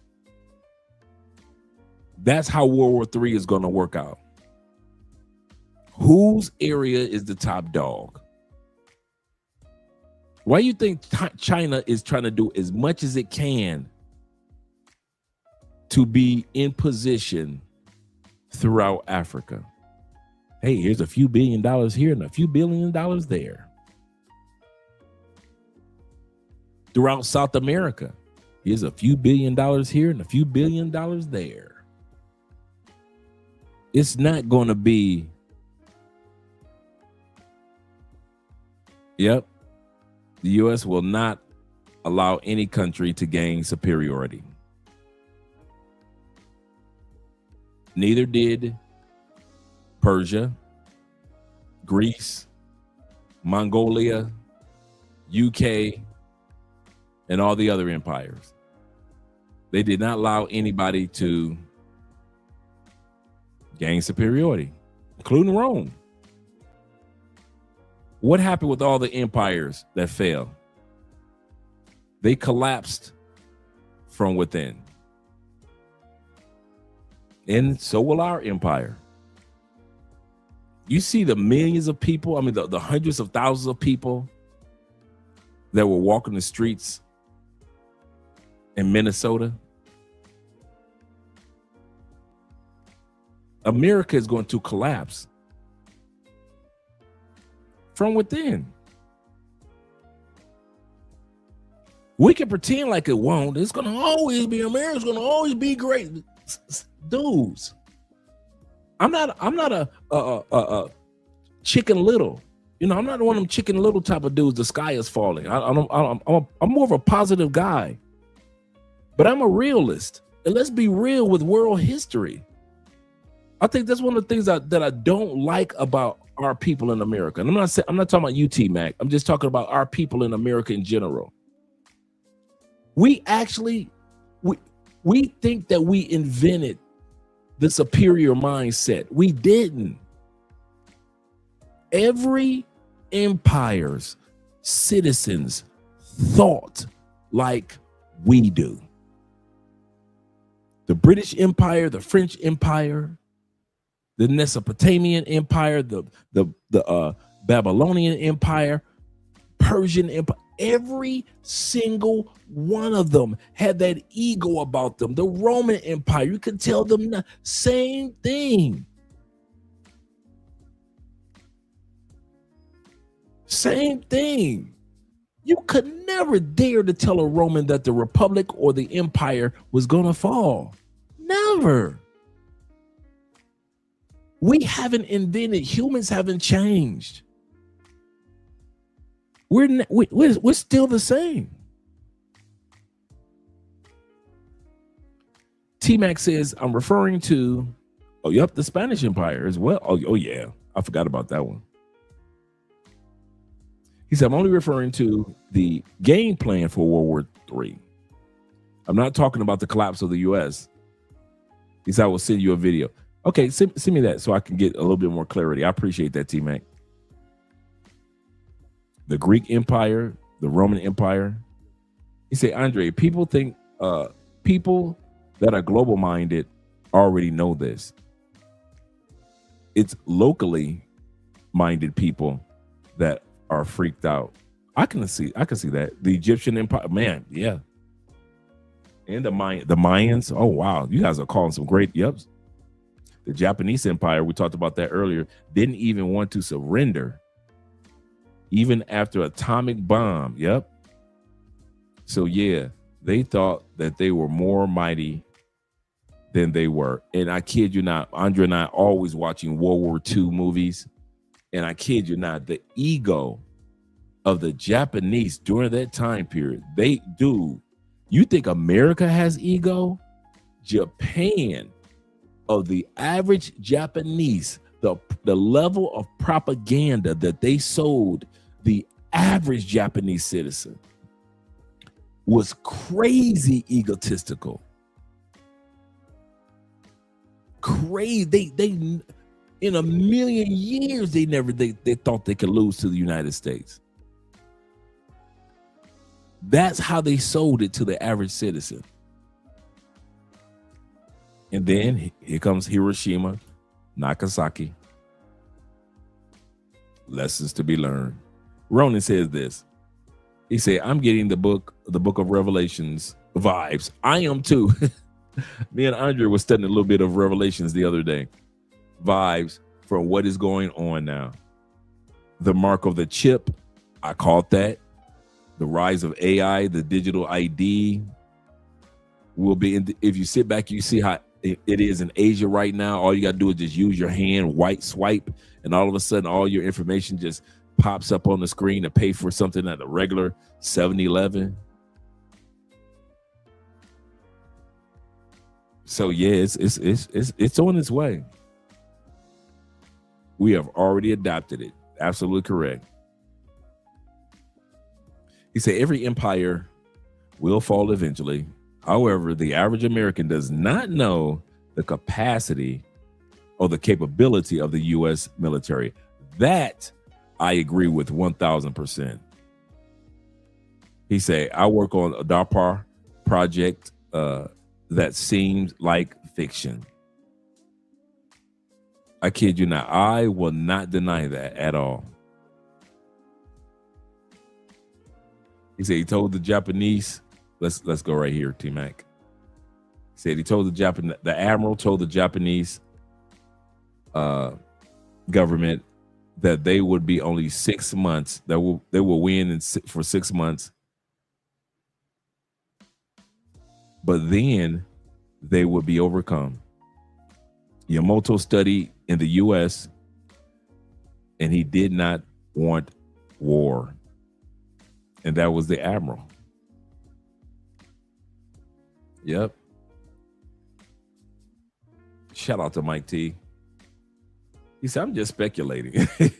He said, if a change is made to the passport in the system, they verified it to be true, the logs could be searched via CLI. That's what I thought.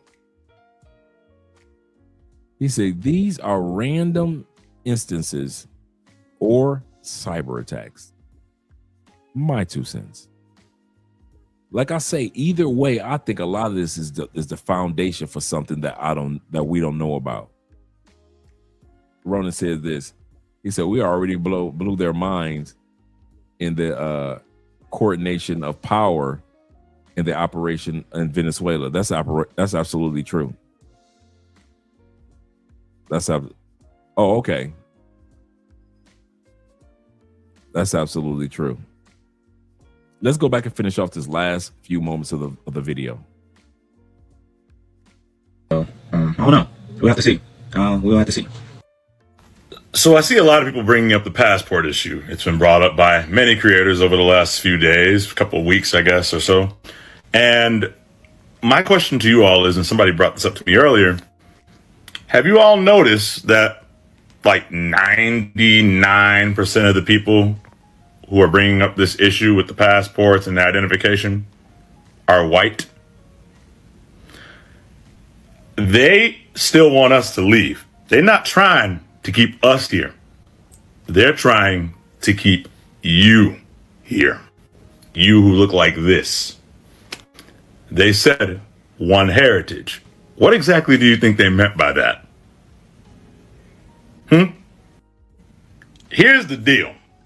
You can't make more white people without white people. So they don't want y'all to leave. No. They want us to leave. That is why people in Washington began to refer to us as inconsequentials. They don't want us. They want y'all of the pale variety. And then you guys keep asking this dumbass question about biracials as if you don't already know the answer to that. Y'all know what they're going to do with biracials. Same thing they're going to do with us. They don't want them there. They don't want any trace of us here. And believe me, this is not funny to me. This is actually quite sad. These uncreative fucks can't come up with anything that wasn't like 80 to 90 years ago. It's really dumb. Their ideology is stupid, like they are. And as y'all know, you know his bot's about to come up in this comment section and say I'm lying, but don't believe him. Believe your eyes. And your eyes tell you one thing, and y'all know I'm right. Or you guys are welcome to believe the crazy ass Nepo babies that keep telling you not to believe your eyes as your bank accounts get thinner and thinner and thinner with nothing there, and they try to keep taking things away from you. I don't know. It's up to you. Do with that information what you will. All right, we're at the end of the video, and the brother said, hey, you notice that it's happening to white people. They don't want white people to leave. That's his theory. You know, we all know something that, in the words of Keith Sweat, something just ain't right. Just ain't right. Something just ain't right. Shout out to all you guys that have been here.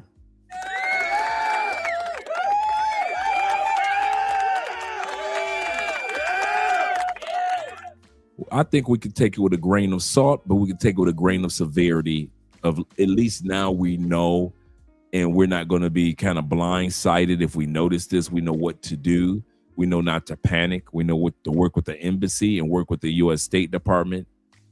And for many of us, we can even use that phone number, 877-487-2778, to call to check on your passport with the Passport Information Center. So shout out to all you guys and all you guys that are sharing World War II and information on Japan. I'll be seeing you guys tomorrow, because tomorrow will be Friday night, drink in hand. Let's get some outro videos going.